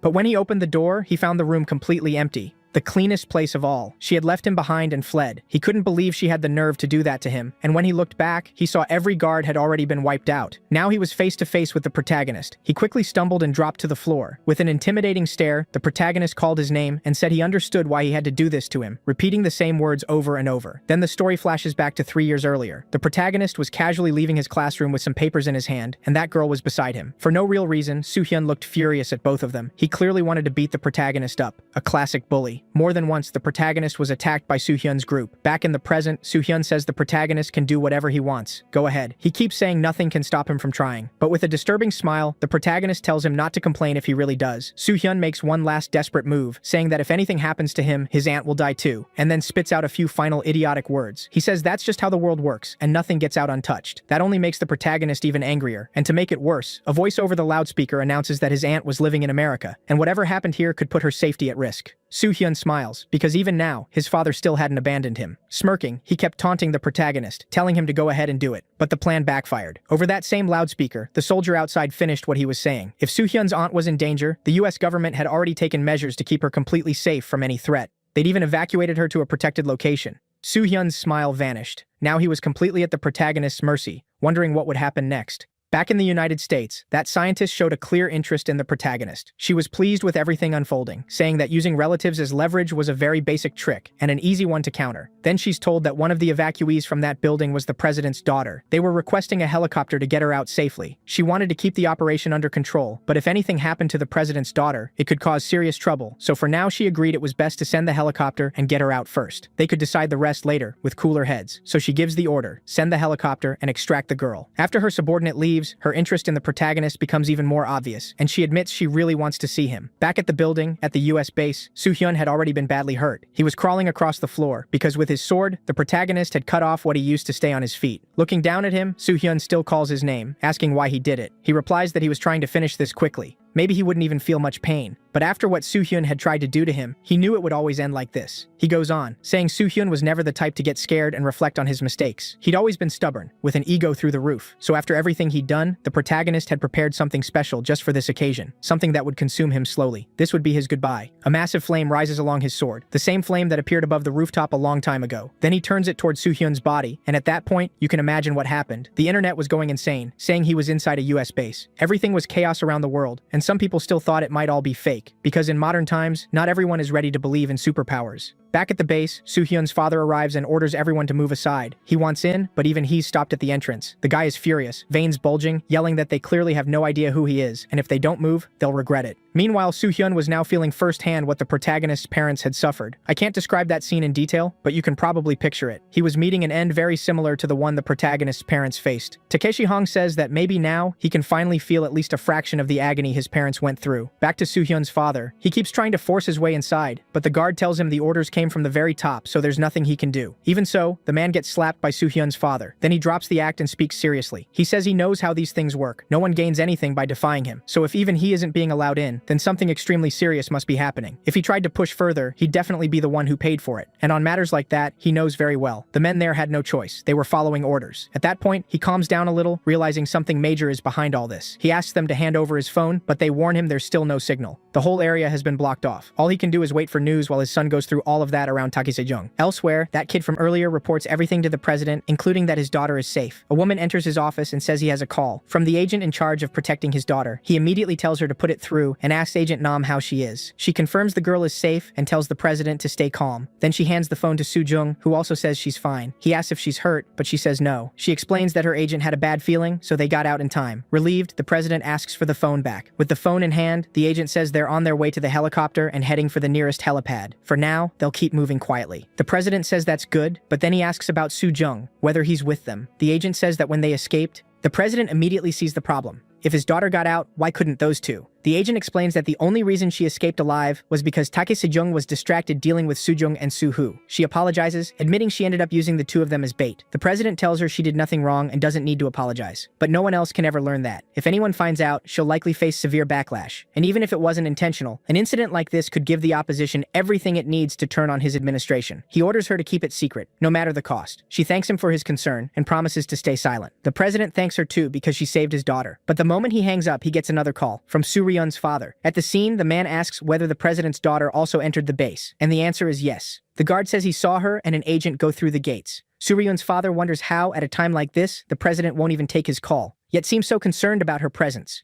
A president so obsessed with his office that he'd even forgotten his own daughter, or at least that's how it looked, since Soo-jung had already been saved. I keep wondering what he'll do when he finds out that Madman's daughter was rescued while his own was left there, just to be used as bait. And back at the base, all he could do was wait. Then a police car pulled up, and a man barely able to breathe came in with urgent news. Elsewhere in the city, 2 police officers had been found dead, and it was believed Itaiki Se-young was responsible. There was also a chance he'd escaped the perimeter. He'd assumed the bodies of those 2 officers were the protagonist's work, and everyone still thought he was inside the base. But if this had happened, then maybe he'd gotten out. At another agency, they reported that last night, near a shopping mall, 2 police officers were found already boxed up. Even so, the newspapers and the internet were completely silent. The guy looked worried. After all, Itaiki Se-young had entered a US base and dealt with those 2 officers. So how, after all that, was there nothing on TV and not a word online? Because the president of Korea, Soo-jung's father, had locked down the flow of information to protect his presidency. When they showed the photos, the 2 dead officers were identified as Kim Young-jun and Choi Myung-ji. Apparently, they were in uniform when it happened and carrying IDs, so identifying them was easy. He asked what they know so far. The answer, both officers had been on duty last night, but no one knew why they were there. The place where it happened wasn't part of their usual patrol, and there was no record of either of them being sent there. They hadn't even used a police vehicle. It was basically treated as desertion. Worse, the only report came through an anonymous call. They had almost no information. What they did believe was that it happened around 11 p.m. He was furious. If Taek-sung had escaped, they should have at least been warned so they could mobilize. But now they had a fugitive on the loose. He couldn't believe the United States, supposedly the strongest nation in the world, could make such a basic mistake. Then one of his people spoke up. Someone had called, claiming to have information about what happened to those 2. Back at the base, officers arrived at the scene of the incident, and yeah, you can imagine what it looked like. I can't even show it on YouTube, but you get the idea. A little farther ahead, he found Soo-hyun looking like burnt barbecue, if you know what I mean. He wondered how that had happened and thought the protagonist had to be insane. The guy's condition was beyond critical. He looked terrified and his body was still moving. They wondered if it was just some kind of nervous reflex, because being alive in that state would be nothing short of a miracle. He asks what they should do, take him to a doctor, but the answer was that nothing could be done anymore. The best option was to leave him there, secure the area, and start cleanup. Soo-hyun still seemed conscious, though. Tears were running from his eyes. You could say he got exactly what he'd done to the protagonist. Outside, the protagonist was already there, and a few soldiers stopped him. One told him that someone from his own country wanted to speak with him, and was eager to meet him. The protagonist glanced around, then leapt high into the air to escape. But the soldier shouted that the person who wanted to see him was the one responsible for keeping his aunt from being hurt. They were the one who'd ordered her protection. The moment he heard that, the protagonist immediately dropped back to the ground. Anyone who protected his aunt could be considered one of the good guys, so he stayed and went inside with the guards. They told him to rest for the night and that the person who wanted to see him would visit in the morning. They'd prepared a good dinner for him, plus clothes if he wanted to change. They also said he was free to leave the room anytime and walk around outside. Basically, they were scared of him. After apologizing for the inconvenience, the man left the protagonist alone in the room. The next day, Takashi Young had changed clothes, and the person who wanted to meet him was Poe, who said he was very happy to meet him. He explained that America had a major plan, but Takashi Young cut him off and told him to get to the point. The man noted that the protagonist was quite impatient, but he was only 18. Then he laid it out simply. All he needed to know was that America wanted him. The US base represented sovereign, heavily fortified territory fully under their control. Still, they had interfered with what he was doing, and what he wanted now was for the protagonist to join their side so they could help each other. He said the US government and he himself were the ones who stopped the Korean government's attempt to take his aunt. They had orders to seize her on US soil and use her to stop the protagonist. But the US government refused and moved her to safety, where she was fully protected. The protagonist asks if this was the Korean government's doing, and the man says the people behind it were agents of the Korean government, working through an organization called Cassia. He promises they'll fully protect his family if he joins them, but before he can finish, the protagonist says he has something to say. Since this man had guided him to the hotel base, he'd grant him one favor. The man says all he wants to discuss is the protection he can offer his aunt, and him. But the protagonist cuts him off again. He'd better understand that if anything happens to his aunt, he'll be the first held responsible, and the one who turns him against the United States. If he finds even a scratch on his aunt, then he'll have to answer for it, and so will the entire United States, all because of one person. So he'd better carve that into his heart. The guy went pale with panic. You could see the fear all over his face. Takashung was dead serious. Anyway, moving on, inside a car, they headed toward the place where he'd dropped the protagonist off. On the way, he reflected on how he'd tried to persuade the protagonist. It hadn't worked, and in the end, he was the one left in an awkward spot. From the back seat, he caught Takashung's expression, the kind that could scare anyone. When the car finally stopped, they'd reached the place. He pointed to what looked like a tunnel and said he could leave from there without leaving much of a trail. Takashung headed that way, but before he left, the man called out to him and said he had some information to share, and it was exactly what the protagonist wanted. It was a list of where the remaining 8 were located. The closest was Jung Da-hun, currently in Yeongdeungpo. As for Kim Jun and Kim Yu, the white-haired one and the green-haired one, they were both at home. But according to the investigation, they seemed far too relaxed inside their own residences, which felt suspicious. The scientist said it was almost like they weren't afraid of the protagonist at all. Then he added one more detail that might interest him even more. He asked if he knew someone named Baek Hee-yeon. The protagonist's eyes widened at once. That was the girl he'd defended that day. The scientist said they'd noticed something interesting. In conversations between Kim Jun and Kim Yu, that girl's name kept coming up whenever they talked about the protagonist. At that moment, a terrifying aura started pouring off Takasung. The scientist panicked, thinking he'd said the wrong thing. But in the blink of an eye, the protagonist leaped away and vanished. The guy's heart nearly stopped, but somehow he survived. Bounding across the city's rooftops, Takasung raced toward where Baek Hee-yeon might be.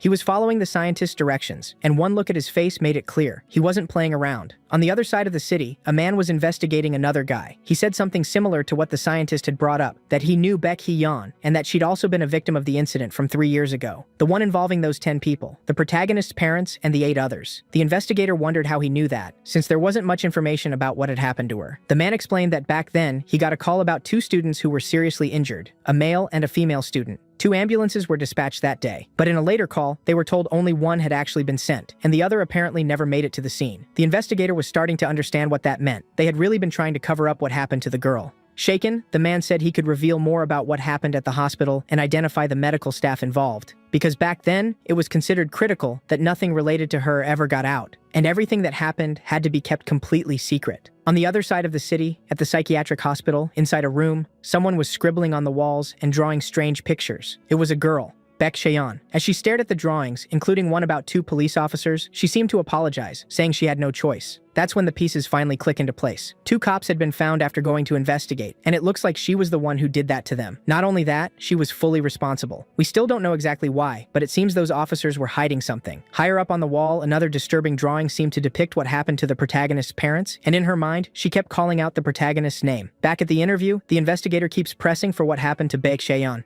The man explains they were forced to say only 1 ambulance had been sent to the scene. The investigator asks why Tae Se-young's information was released, but the girl's wasn't. The man admits they were bribed, so they couldn't talk. Even Tae Se-young's parents never knew the other girl was alive. That infuriates the investigator. They hid something this important for years. The man sitting there is clearly terrified, his voice shaking. He says it's horrible, but he couldn't keep carrying this alone anymore, so he told the truth. Powerful people can silence anyone they want, and his family was no exception. When asked what happened to the girl's family, he says they were compensated.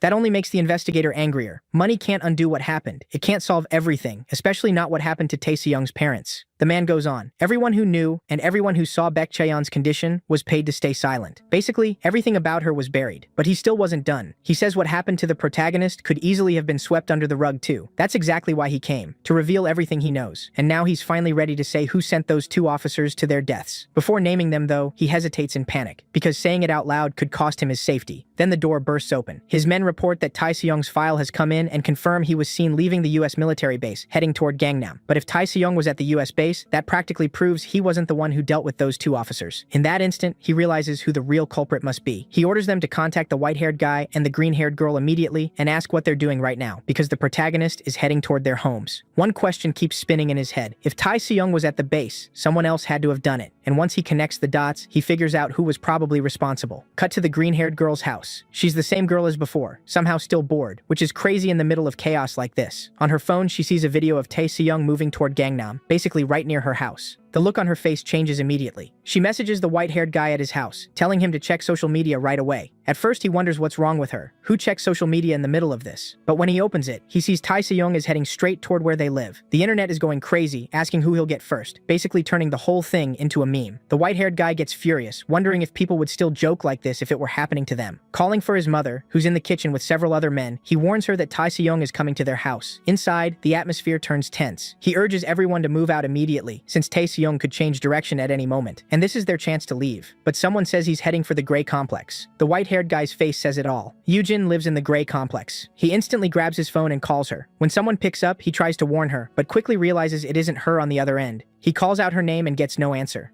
In his mind, he already knows what happened. He immediately heads for the door. His mother asks where he's going, and he tells her they need to leave now, before the protagonist gets there. She insists they're protected, that the military is guarding them. He says that won't be enough. If Tae Se-young gets there, it's over. Still, he says he has a way to try to stop him. There's maybe one last smile on his face. It's obvious he's on the edge. Back with the investigator, he's still full of questions. Turning again to the man in the chair, he asks what happened to Baek Cheon after all of this. The man says she was probably dead, which goes against everything the investigator was starting to think. The man insists there's no way she could have survived what happened. The investigator tells his detective to look into everything about Baek Cheon immediately, find any record of her, and bring back information as fast as possible. Then he turns back and asks what happened to her parents. But before he can answer, we're forced to cut away, straight to the protagonist. Facing down some soldiers, he tells them not to stand in his way. They're after the wrong person. At a military post, people lament that neither the police nor the army has managed to stop him. Meanwhile, the white-haired guy is still spiraling. He tells his mother they need to get out as fast as possible. But in the green-haired girl's room, the protagonist already has her in his grip. She begs him to stop, saying she already told the truth. In reality, he's demanding to know what happened to Baek Cheon, because he searched everywhere for her and never found anything. It was as if she'd never existed. Pinning the green-haired girl against the wall, he says the cover-up around her disappearance was so perfect that he started doubting his own memory. But with their family's power, they could have done anything, and she doesn't get to hide behind the excuse that she knew nothing. If she keeps claiming she doesn't know where Baek Cheon is, then she's lying. He presses harder, showing all his rage and remembering everything she did to him. Then he slams her into the wall hard enough to crack it. That was the end for her. Another one of the 8 is gone.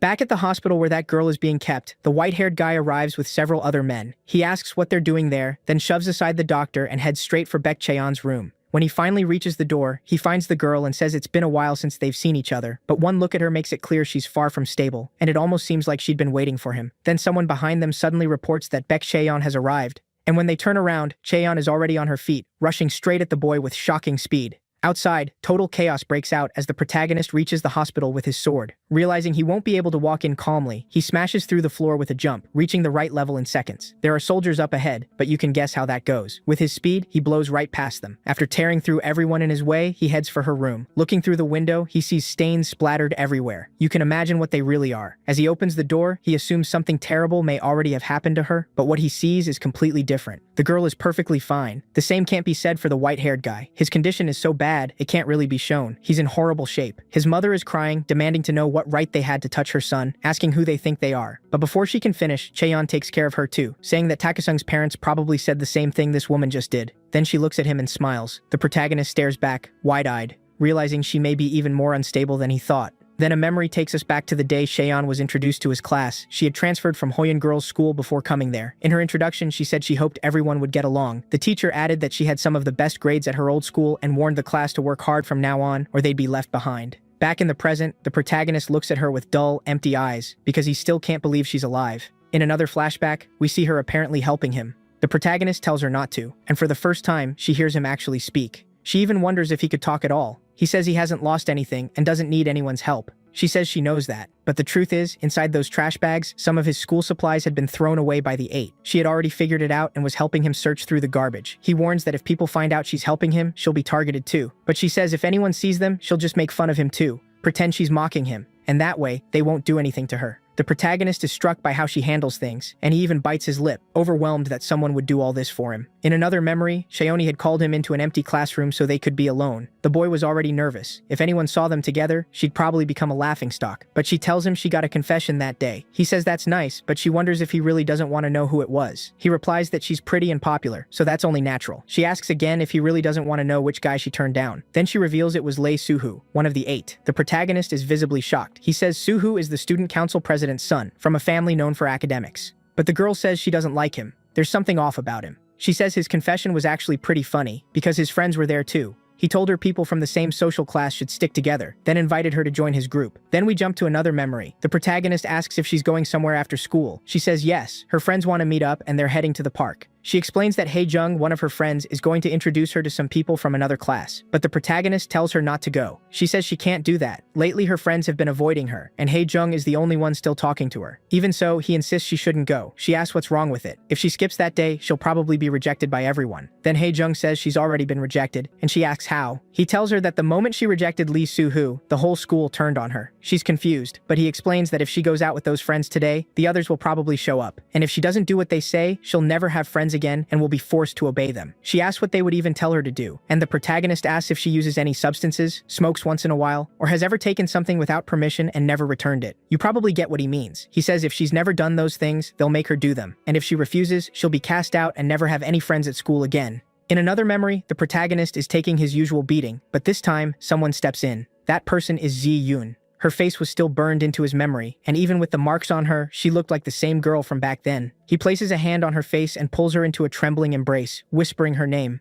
Then another memory takes us back to that day. The protagonist is on the ground, apparently after stepping in to stop what they were going to do to Ji-yoon. The guy with stiff hair demands to know how he dared interfere. On the floor, the protagonist can only groan. The thug asks why he's so interested in his friend's toy, and who said he could steal her from them. He demands to know what the girl is to him. On the other side, she was lying on the ground too. The green-haired girl says they'd better make sure they really crush his little toy. The white-haired one says she's making too much fuss. After all, the one rejected by the group was Lei Soo-hoo. The president's daughter says she'd heard he had been spending a lot of time with her and asks if they were dating.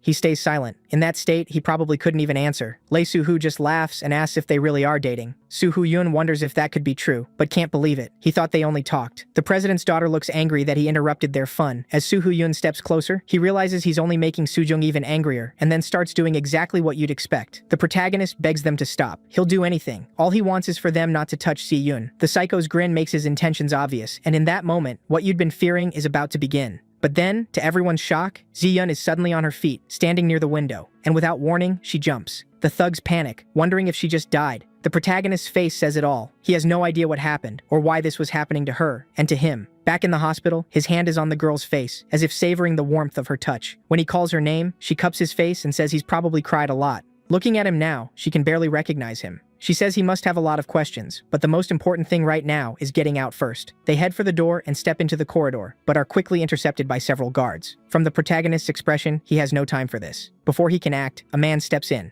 Apparently someone from the hospital who works with Xenon. The girl clearly isn't naive. She knew exactly who she was dealing with. She thanks him and says he did well. The man tells them to stick to the escape plan. She calls to the protagonist and the two slip away. They quietly leave in a police car. Inside, she says they got out easily by sheer luck. Then she changes the subject and says he probably wants to know how she is. But before she explains anything, she stares at him and asks, when he got so big, where did her cute little Takaseon go? The protagonist still can't believe any of this. He never thought she was still alive. She asks if he's not going to say anything to her or even ask what happened. But the only thing he asks is whether she's hurt anywhere. He says he thought she was dead. Suddenly, the girl throws her arms around him and finally breaks down in tears. Over and over, she says she's here, she didn't die. She says she couldn't tell him and apologizes for making things so hard on him. The protagonist can't hold back anymore either and starts crying too, holding her hand as they cling to each other. They remember everything that happened and are simply grateful the other is still here. Anyway, moving on, we return to that guy being questioned by the investigator. Getting straight to it, the investigator asks if he knows who was responsible for those two police officers being killed and whether Baek Ye-yoon's parents could have been behind it. Even nervous, the guy says it wasn't Baek Ye-yoon's parents who killed the officers. They actually died in a car accident a year ago. Everyone inside the vehicle died. The investigator is completely confused, but the man goes on, saying her parents were not good people. The investigator asks what he means by that. What did they do? Shaken, the guy says it's because of them that everyone stayed silent. They offered 10 million to keep people's mouths shut. And inside the truck, the protagonist is hearing the same story directly from Baek Ye-yoon. She asks if he wants to know what her parents did after covering up her real condition in exchange for money. The protagonist can't even find words for how awful that is. The girl, clearly not in a normal state, says they received 200 million to stay silent about what had happened to her. In short, her parents kept quiet about her situation just for the money. They had basically sold their own daughter, and she says they did even worse. After taking that huge payout, they went after everyone who had contact with her and knew the truth, bribing them too to stay silent. In the end, everyone was forced to forget Baek Ye-yoon had ever existed, and it was all led by her own parents, who sold her for money. Hearing that, Takeshi Yunga can only think about how unbearable that must have been for her. He slams the side of the truck, hard enough to make it swerve across the road. She tells him to calm down. It was a long time ago, and there's no point getting angry now. She says she was in a coma for about a year, but she knows he went through something similar too, and asks when he found out that his parents had also died.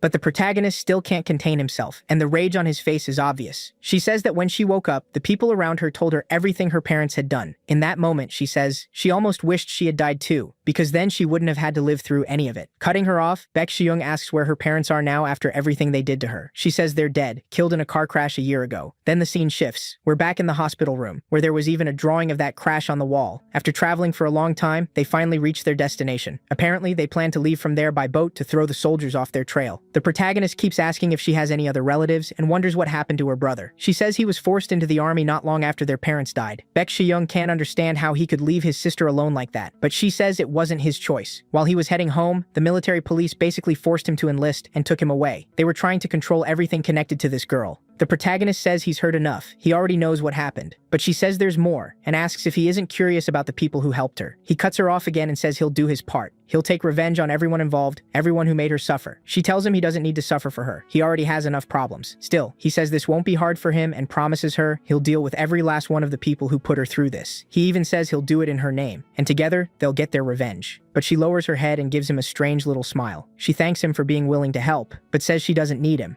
and he shouldn't do it. He's startled, but she explains that the one who has to deal with them is her. Only then will the revenge truly feel like it was hers. She has to do it with her own hands, or it won't feel right. And that, to her, is true revenge. Then she admits that last night she took out 2 police officers, the same ones who were there that night, where everything happened. She says she cut her hair to look like the protagonists, so now they probably think he did it, and she apologizes for that. She had planned to carry out her revenge quietly, from the shadows, without anyone noticing. But after seeing what Takeshi Young was doing, how he was striking back at everyone, she found the courage to face them head-on and finish her revenge in the deadliest way possible. She says everyone needs to know that the 2 of them are the real power in this world, and together they can crush everyone who made him suffer. Back at the interview, the witness keeps talking about what happened to Cheon's parents. He says that before the crash, on the very day the video about the protagonist's parents spread, they came to them and said the whole state was in chaos, that things had gotten too big, and the easiest solution was money. So everyone had to stay quiet about what happened to their daughter. If they cooperated, they'd all get a huge payout. Everyone there knew it wasn't really an offer, it was a threat. If they refused, they'd probably end up dead. The man says he did try to refuse, but they were powerful people, and everyone was terrified of them. Ignoring them was nearly impossible unless you didn't care about your life. The investigator can barely believe what he's hearing. It still feels unreal. But the witness goes on, saying that a few days later the crash happened, killing Baek Xian's parents, and he knows it wasn't an accident. Apparently, he has proof. He shows his phone. On the day of the crash, he received a message that said, "Wait, you're next."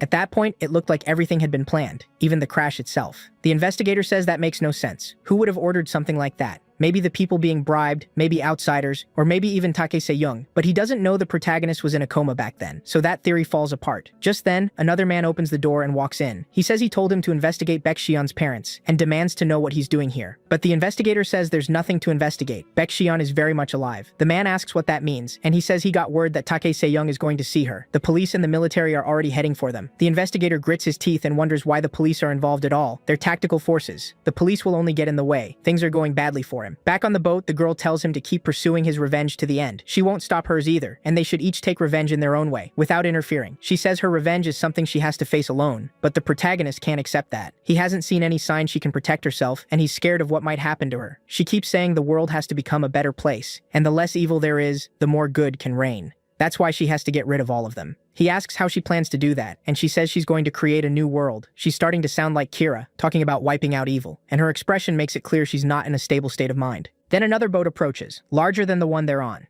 Inside is an older man, the kind who looks like the leader of some secret league. When it arrives, it's obvious the girl knows him. She says he took too long and she almost thought he wouldn't come. The old man says she was still trying to convince the protagonist, then addresses him as Master, as if expecting all of them to leave together. He calls to the protagonist too, but the protagonist doesn't move. The old man says they shouldn't force him. If he wants to come, he should follow his heart. Staring him down, the protagonist asks who this old man really is. The man says he has no name. They are only voices meant to guide lost people like him. For now, that's all he needs to know. He invites the protagonist to come again, but he remains still. Then he finally says no. Just like she said, each of them will continue their own revenge, and his still isn't finished. So he stays behind. The girl is saddened by that, while beside her, another man seems to chuckle, and remarks that kids these days are actually pretty interesting. Then Xian's boat starts up and heads out into open water. Inside, she grips a gun in her hand. Behind her, that same guy asks why her friend didn't come with them when he had the chance. She says she'd never seen him before and doesn't think he's one of them. The man tells her not to talk about him like he's one of her patients. In an instant, she points the gun at him and asks if he really said that. Then she says all of this is to ensure she can build a new nation. Unfazed, he tells her this is her last chance to lower the gun. If she doesn't, she'll lose her chance to live, and the aura he gives off is terrifying. She immediately raises the gun higher, but the old man steps in to stop them. He says they need to stop Takase-1 from taking the daughter of China's president. They have to secure her first. The girl asks why that matters, and he says if anything happens to that girl, the future itself could be compromised. They need to resolve this before Takase-1 corners them. He believes the best outcome for everyone is to stop it from happening, especially for Takase-1. Meanwhile, we see the grief and despair of the parents of those 8 victims. Now they're the ones feeling the pain of losing a child. In the car, Soo-yun-ho's father can hardly believe any of this is real. His driver gets a call confirming that Jang Soo-jung, the president's daughter, had boarded a flight out of the military base on the very day of the incident, and apparently she was perfectly fine. Hearing that only makes him even angrier. He even calls the president by name and curses him as a bastard because his daughter is alive and safe while all of this happened to his own son. Meanwhile, the protagonist has already caught that investigator and is demanding to know where Soo-jung is. The man says she's going to Cheongwon Airport the next day. He swears he's telling the truth and begs the protagonist to believe him, to let this go. The protagonist throws him aside. Whether he survives or not, we don't know, but now he knows both Soo-jung's current location and where she'll be next, so he goes after her. At the National Assembly, the president is beginning the formal launch of his presidency, and with that, he tells everyone to stand. Then he launches into a bunch of grand promises about drafting a constitution to protect the country and pursuing a peaceful reunification of his homeland so people can support one another and citizens can live in safety. Outside, soldiers guard the building, but intruders are watching from above. Baek Chae-yoon among them, along with one of her men. She warns him not to interfere with whatever Tai Se-young is about to do, or he'll only anger him. This revenge belongs to him alone. The man asks if Tai Se-young will really come here, and she says almost certainly. Soo-jung was one of the 8, so she's high on his list. Her man says they need to be careful, but Chae-yoon says the best option may be to wipe out everyone here. He asks if she's out of her mind. There's no way they can do that. She says her heart has suffered enough, and anyone who stayed silent through her pain is probably an enemy too, so she wouldn't mind flushing them all away. In her eyes, none of these people became police or soldiers to protect others. They're just parasites serving those with higher status. So if they get in the way, they deserve to be taken down too. Even the man beside her is shaken by the look on her face. She says she shares Tai-sung's revenge for the sake of a bright, clear future. Meanwhile, the protagonist races toward the site. The moment he hits the ground, panic spreads. Everyone knows Tae-sung has arrived. People start running. One of them drops a phone, and through it, the protagonist hears the president talking about better protection for the public and guaranteeing their safety. Then the president calls his daughter and tells her the best thing is to live abroad. That's the only way she'll survive and live in peace. He says she's the only person in danger in Korea. Wearing a cap, she's at the airport with Huni. The fear on her face is obvious, and she asks if she'll be coming too, if she'll leave for overseas with her. She says yes. She'll act as her bodyguard. She reminds her not to forget the instructions she was given. No social media, no instant messaging, and for her safety, all her schooling will be moved to home study. She isn't to contact anyone or make friends. Soo-young asks if that means she just has to stay in America, and the agent says yes, that's the rule. She has to remain there for at least a year. Still, she admits that even after a year, nothing will change unless Takashung is captured. The only thing that could shorten her stay in America is if the protagonist surrenders, which probably won't happen. Elsewhere, the old man speaks with another man. They admit they'll never be able to stop that child, the protagonist. The man asks whether they don't have some kind of manual countermeasure and whether they could use it to stop him. We don't know exactly what it is, but it sounds like some kind of biological weapon. The old man says it won't work more than once anyway, and this isn't the right time. He can't be compared to anything normal. He's unlike anything they've ever seen. They have to proceed with extreme caution or they'll be destroyed. He calls Special Agent Akon, the one who was with Ji-yun, and asks how long until Ji-yun boards the plane and it takes off. Akon says boarding starts in 20 minutes, so the old man tells him to hurry. Ji-yun has already arrived. If anything goes wrong, they must move to plan B. For now, their priority is helping the president's daughter. The man acknowledges the order and confirms it. All they can do now is wait. The old man says he'll try to distract the protagonist and talk to him. The other man asks if he's crazy, he's going alone, but the old man says it isn't dangerous. He just wants a calm conversation. He doesn't think the protagonist sees him as an enemy. All he wants is a brief talk. At the airport, several men approach the agent and Soo-jung, verify their identities, and tell them they need to leave the airport immediately. Takase-jung has already arrived. The girls panic. The protagonist is already on his way after her, and soon he runs into the old man. The old man says it's tragic they've met under these circumstances, but really he has a favor to ask. Please let Soo-jung go this time. He believes that's the best path for the country's future, and the only way to build the nation Ji-yoon envisioned. To do that, Soo-jung needs to stay alive and negotiate with the current government, changing the forces that rule their world. She'd be a key piece in shifting the country's mindset and weakening the current regime. In short, they want to use the girl as leverage. He adds that this was Ji-yoon's request too, but the protagonist asks if he really thinks he can hold him here alone.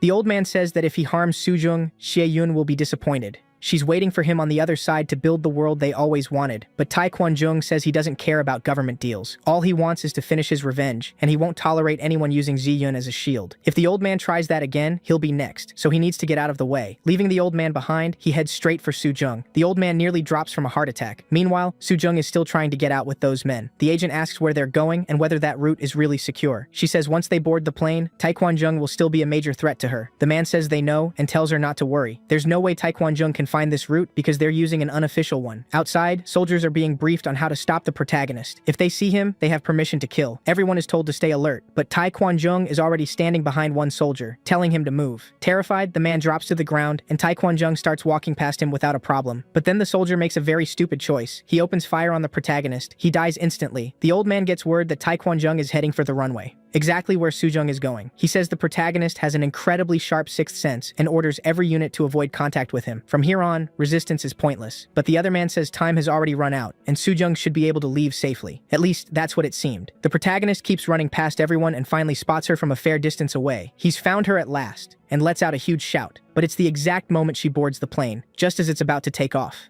He knows that even if he jumps, he won't reach it in time. So he throws his sword at the plane and hits it, dragging it back down fast. Just like that, he stops her escape. By then, countless soldiers have surrounded him. It doesn't matter. Even the massive explosion changes nothing, and the girls are still trying to flee. But when they look back, there he is, standing on top of the plane, pulling free the sword he'd embedded there. They start running, begging for their lives. Tak-se-eung steps right in front of them. For her, this is the end. His face makes it clear what he's about to do, and it looks like Soo-jung is about to die right there. At this point, it really seems over for both of them. Tak-se-eung calls the girl's name, and all around him, police have already closed in. He isn't intimidated in the slightest. The girl, on the other hand, is in terrible shape. She's terrified. She calls out his name and says she's sorry for everything she's done. She admits it's all her fault, and what happened to him and Shie-eung was inhuman, something she'll never truly forget. Still, she begs for one more chance to make things right, pleading for her life. Then, to her shock, the protagonist says she can go if she wants to live. Her eyes widen, and she thanks him, but he wasn't speaking to her. He was talking to her agent. He tells the agent that if she stays out of his way, he'll spare her. He has no intention of killing her. She can leave, but if she attacks him, she'll die.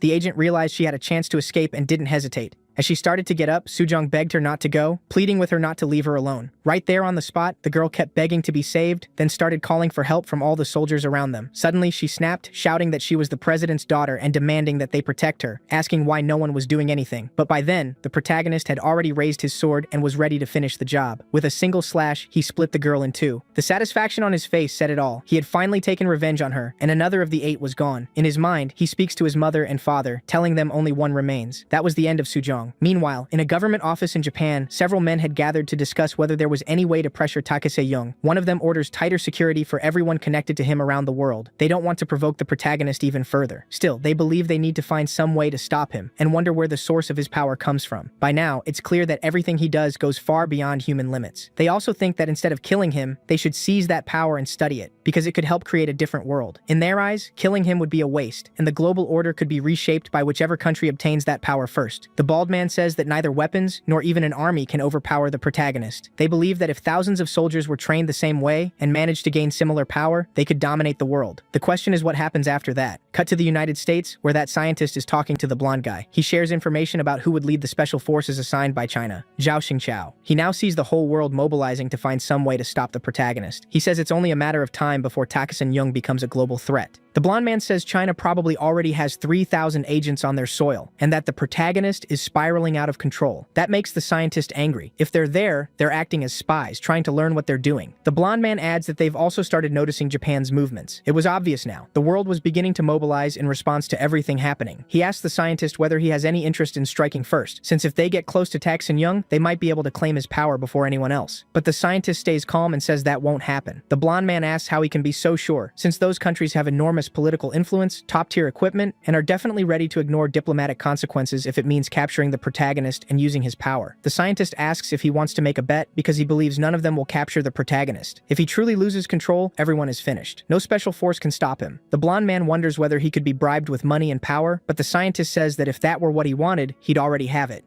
That isn't his goal. The blonde man then wonders if China might even offer him land and greater protection for his family and relatives. The scientist admits that could tempt him, since he's desperately trying to avenge his parents and protect his family. He says they need reinforcements and broader support inside the United States. The blonde man asks if he really plans to use Airborne Division 82 to protect a civilian family. For context, that division was extremely important and reserved only for people of the highest value. Using it for the protagonist's aunt would be something outrageous. But the scientist says that's exactly his plan, because they need Takesung to owe them a favor. By protecting his aunt to the very end, they might earn at least a little mercy from him. That way, Takesung will owe them all one. Outside, under heavy rain, Soo-hyun's father was in terrible shape. The look on his face showed how shaken he was, but he made a promise. He would return all the pain he had felt and make those responsible suffer something even worse. He would avenge what happened to his son and make them all pay. Even the president had betrayed his trust, and he doesn't believe even the president will escape his plans. After everything that happened, all the parents who had lost their children gave a major interview. There, they issued a warning to Taek-sung, since their children had died in horrifying ways. All of them said the government was incompetent and unable to protect its people. And now, ironically, they were the ones in that position, when not long ago, all of this had happened to the protagonist's parents. Now they were feeling for themselves what it meant to have no one help them.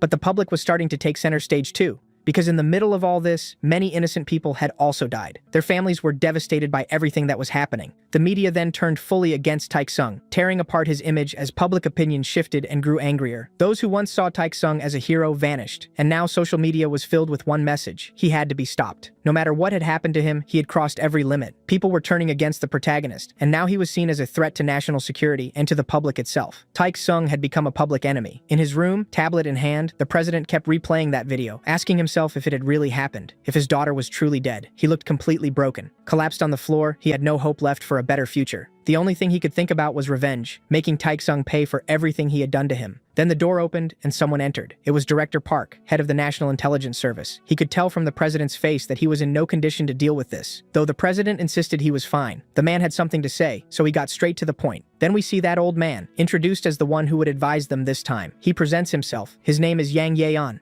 Director Park explains that Mr. Yang had served as a training instructor long ago. In fact, he was one of the men who helped build the foundation of the country before retiring. In short, the old man was someone very important. The president asks if there is any way to stop Taek-sung, and the old man says yes, it's possible. The president is stunned and immediately asks what he needs, saying he'll provide whatever it takes. But the old man says that first, they must arrest Young Da-hun, the last of the 8 still alive. The president asks why, but the answer is obvious. He's the only one left standing, which would draw the prodigy's attention. Out in the city, Taek-sung kept causing chaos, smashing through everything in front of him. The soldiers had already been ordered to retreat. He wondered why. They were face to face with the protagonist, so why weren't they allowed to act? Still, they remained in place. Then, stepping forward, a huge man began staring him down, claiming his abilities didn't matter. He was a former world boxing champion, and at least in size, he matched the protagonist. He challenged him to a fight, just the two of them. But with one light punch, the guy was sent flying straight into a building. Even he couldn't do a thing. Above them, several helicopters began surrounding the area. From inside, the protagonist spotted Young Da-hun. He was fleeing the scene.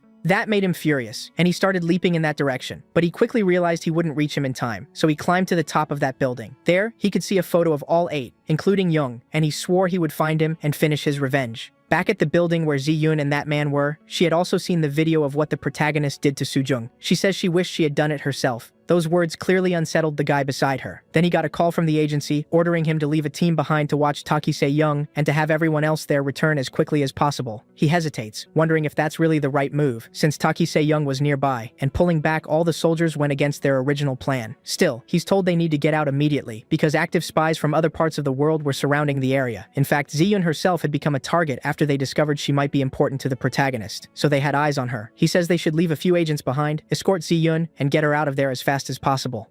That she's the most important person they need to protect right now, and that she'll definitely be the key to stopping the protagonist someday. He keeps insisting she's their top security priority, even above his own life. They have to report any move Shie-won makes, and she isn't to go anywhere without permission. He assures her he heard her message, and the girl realizes she overheard part of it. She wonders if she'll have to go back too, but he says he's only following orders from above and asks her not to be angry with him. Meanwhile, aboard the helicopter, Young and Da-hun, along with the president and the old man, arrive at the site. The president wonders why there's nothing in the area. It just looks like empty forest. Then, pointing to a hidden spot, the old man says they're going below it, into what is basically a massive tunnel. They get into a car and head toward the secret base. The president is still curious about what exactly this place is, but the old man says they're almost there and that he'll explain everything when they arrive. Once they stop in front of the enormous gate, the president realizes it's a huge facility. He's stunned. He didn't even know this place existed, and it's absolutely massive. Inside, the old man says this is where they'll capture Taeki 101. The president starts getting irritated and asks what the plan actually is, since no one has told him anything. Looking over the structures, he thinks Taki 101 could tear this place apart easily and that it doesn't seem especially secure. But the old man says they have a setup designed to neutralize him. The president still doesn't understand, and the old man adds that the method has already been proven. The president asks what that method is, and the old man says someone with strength, speed, and senses just like Taeki 101 had already existed in the past. The president asks what he's talking about, and the old man says it happened around 30 years ago. The president calls it nonsense. He's never heard of anything like that. He asks how someone like that could have existed without anyone talking about it, especially when the entire country is panicking because of this current one. Not even the president had heard about an incident from 30 years ago. The old man explains that back then, it was easy to shape public opinion and much harder to access information than it is today. The president says that even so, it's impossible no one would know. But the old man says something had been done to the citizens, and they remember it differently. In fact, even the president already knew who this man with all those powers was. The conversation is getting even stranger, but the old man finally says his name was Marushi. At once, the president seems to remember something. Director Park explains that Marushi was, for a time, the best agent in the Korean CIA. The president realizes then that he had worked for the country and asks where he is now. But the old man says he's long dead, no longer in this world. That's what makes it strange. With all those powers, what could possibly have taken him down? The president is confused. If he worked for Korea, then who killed him? And if even he died, that meant the protagonist could too. The old man says that, to be precise, the group responsible for killing him and containing him wasn't part of the government's plan. It was the North Koreans who created the operation to capture Marushi. And it all happened because on one occasion he alone successfully carried out a mission that destroyed 3 North Korean military squadrons all by himself, the same way Taek-sun Young is doing now. And back then, he was even younger than the protagonist is now. The president says that even someone like him was captured and killed. The old man says yes, he was captured, but they failed to kill him. He explains they never intended to kill the protagonist either, only to capture him and use his power. But in the end, Marushi still managed to escape. The president is still deeply confused and asks, once and for all, how he died. The old man says he was killed while fighting rebel forces. The president can't believe it. A man that strong shouldn't die over something so minor. Marushi Young had infiltrated a submarine in the East Sea, and while carrying out his mission, the submarine sank to an extreme depth. Even he couldn't make it back to the surface. Cutting back to the city, Takase Young is still wondering where Jung and Darin are. As he approaches, he realizes he's reached Nungwan High School, his old school, the same place where all of it happened. With one leap, he lands on the rooftop. Looking down, memories begin to flood back, like the time he went to the principal and said they were being excluded at school, only to be told it was normal, that everyone grows through that phase, and that the principal had too much to worry about to deal with him. Staring below, he sees the place where it all happened, and the flashbacks keep coming, along with the words he once heard. The only person who had been there to help him was Chie. Jung remembers everything that happened to the girl, and everything that happened to his own life, and surely to his parents too. He says he'll finish his revenge, and the thought only fuels his rage. With one massive punch, he splits the school building straight down the middle, destroying the place where all those terrible things happened to him. Back with the president, he goes to see Young Da-hoon's father. When they meet, he thanks him for coming. The president explains that all the other children are dead, and the only one still alive is his son, so he has to do everything possible to keep him alive no matter what. The president adds that this is no longer the safest place, since it seems Takei Seyoung also knows about it.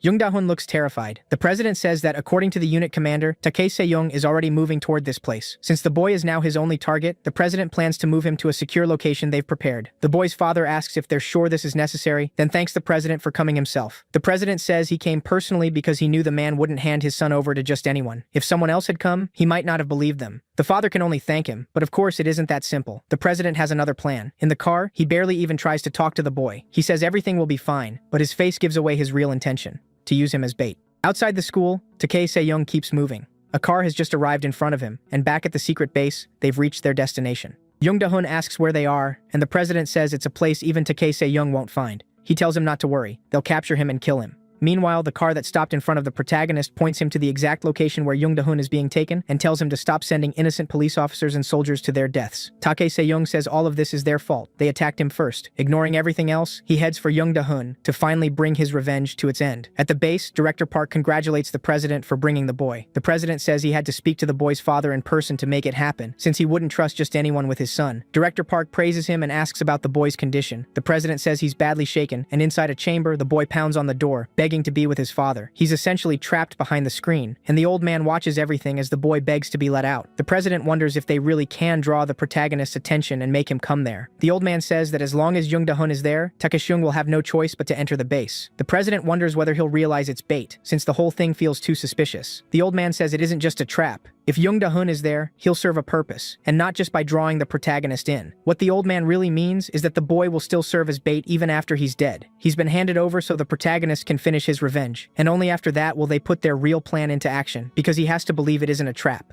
Then a call comes in on their phone. The protagonist has reached the area, and the plan must begin immediately. Inside the chamber, the boy grows more desperate, begging them to open the door. Outside, the protagonist has already arrived and managed to locate the base. In his mind, he calls out the boy's name. Then he glances to the side and sees countless police officers surrounding the area, but he pays them no attention and keeps moving toward his target. With his sword, he strikes a rock with full force and detonates a bomb hidden there. Realizing there could be traps like that, he ends up exposing the base's entrance. The soldiers are stunned that he figured it out so quickly, but now it's easy for him to reach Young Da-hoon, and with sheer strength, he forces the door open with ease. The boy starts to panic. Now he's face to face with him. He tried to run, only to stop short at the sword lodged in the ceiling. Behind him, the protagonist stood ready to finish his revenge. The hide-and-seek was over. This would be the end for all 8 of them, including Tai-shung. At last, he could put everything that had happened to rest. Now, cutting to outside the base, some police officers gave the order for the bomb squad to move, and a huge explosion went off. It did absolutely nothing to Tai-shung. Now he could finally do what he came there to do. You could see it on his face. He was completely unhinged, on the verge of doing the one thing he'd waited so long for.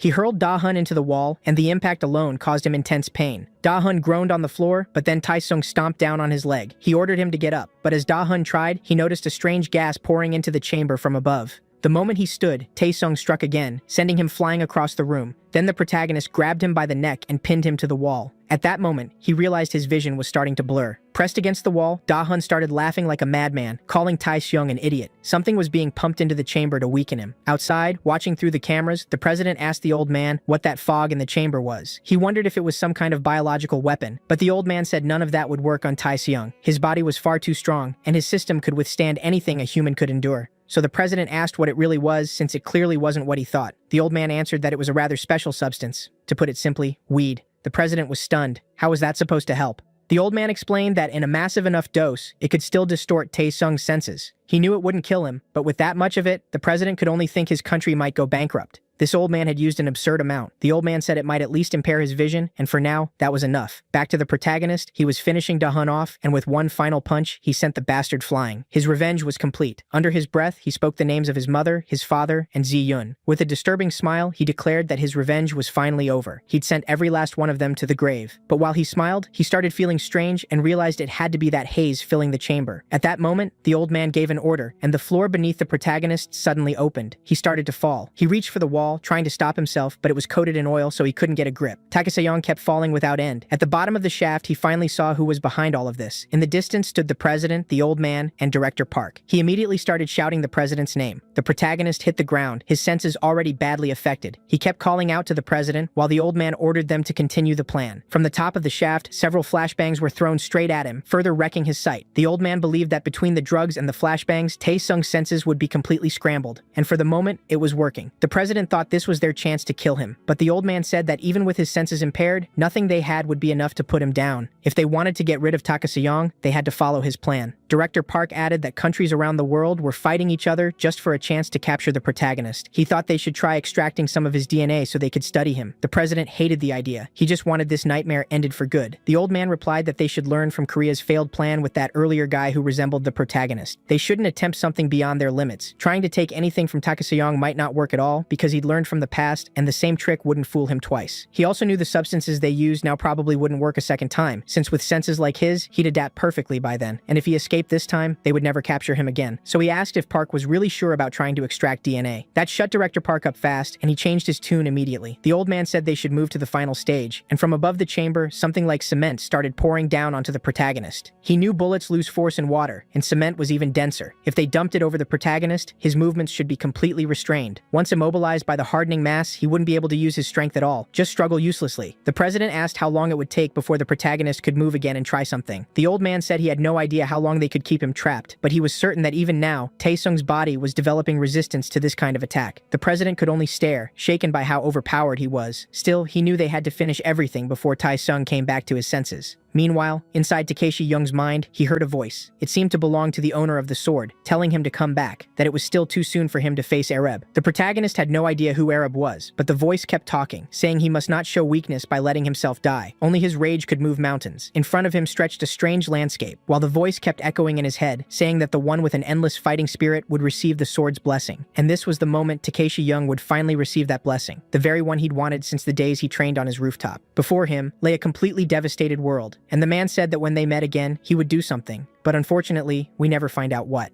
Cutting back to the base, some soldiers were inspecting the area, even trying to pull Takeshi Young's sword out of the ceiling. But they couldn't budge it. It was far too heavy. They wondered how Takeshi Young could lift that thing with one hand when it would probably take several men to move it. Then one of them noticed something strange. With his hands on it, he could feel the blade trembling. He warned his partner that something was wrong with the sword. Right then, a massive force burst out of it, so powerful it even shook the trees around the perimeter. Something bizarre was happening, and down inside the cement, his body nearly petrified, Takeshi Young opened his eyes. Using sheer strength, he began cracking apart all the concrete piled over him and broke free. The old man and the president immediately realized something was wrong. The protagonist was breaking through the cement. At the same time, the sword stuck in the ceiling started radiating even more power, then apparently tore through the structure and flew toward Takeshi Young's body. The soldiers noticed it had vanished. Down below, the president asked Governor Yang whether the protagonist had already regained consciousness. The old man admitted he hadn't expected him to wake up so fast. Still, that wouldn't change their plan. No matter how hard he fought, there was no escaping this place. At that exact moment, a huge tremor shook the facility. He wondered what was happening as the sword burst through the ceiling and entered the area where they were. It almost looked alive. He asked what it was doing there, and the old man snapped that this was the perfect time to run. They had to go now. As they fled, the sword moved on its own, heading straight for Takeshi Young and smashing through the concrete that had pinned him down, shattering it completely. In a panic, they rushed to a nearby car and decided they had to get out of there as fast as possible. While they were on the move, the old man said he was activating his final plan. He was going to bury Takeshi Young in that place, so they needed to get clear before the detonation. He informed the commander that the plan had failed and that Takeshi Young would escape at any moment. The commander replied that preparations were complete. Everything was ready. By the time they finally crossed the end of the tunnel, they were outside. The driver asked where to go, and Director Park told him to head for the helicopter immediately. As they made for the helipad, a massive explosion erupted and the entire place began to collapse. The old man yelled for the driver to floor it. Then, shooting out of the tunnel, the sword came flying at high speed, cutting through the surrounding trees as it raced toward their car and slammed into it. The vehicle spun out, crashed into a tree, and left them all stunned. The sword then flew straight back to Takeshi Young, and now it was clear. He really had received the sword's blessing, letting him control it however he wanted. The crash had thrown the president to the ground, and he started cursing Takeshi Young. He demanded that Takeshi give back his daughter. But Takeshi Young barely reacted. He looked into the president's eyes and, remembering what had been done with the sword, seemed to ask his own parents if they would return him too. Then, without a second thought, he controlled the sword and drove it straight through the old man. That was likely the president's end. Inside the car, Director Park was still alive and opened fire on Takeshi Young, but it did nothing. With a flick, Takeshi sent the sword at him, killing him on the spot. He then noticed Director Yang had escaped, but for now, the president came first. The others could wait. Meanwhile, at the Blue House, people were asking where the president was and why the meeting hadn't started. Everyone was already assembled when, entering the room, the secretary announced she had terrible news. President Yang was dead. The room erupted, and people panicked, wondering what they were supposed to do now. They couldn't just hold another election. Then an old man walked in through a rear door, telling everyone to calm down. He was here, so there was no need to panic. The secretary looked relieved, because this was the party's former leader, a man who had served in Congress for 8 consecutive terms. He was the one behind everything, the one giving orders to the president, and he was also the president's father. His name was Jang Yong-hoo. He stepped forward and told the secretary to schedule a press conference for later.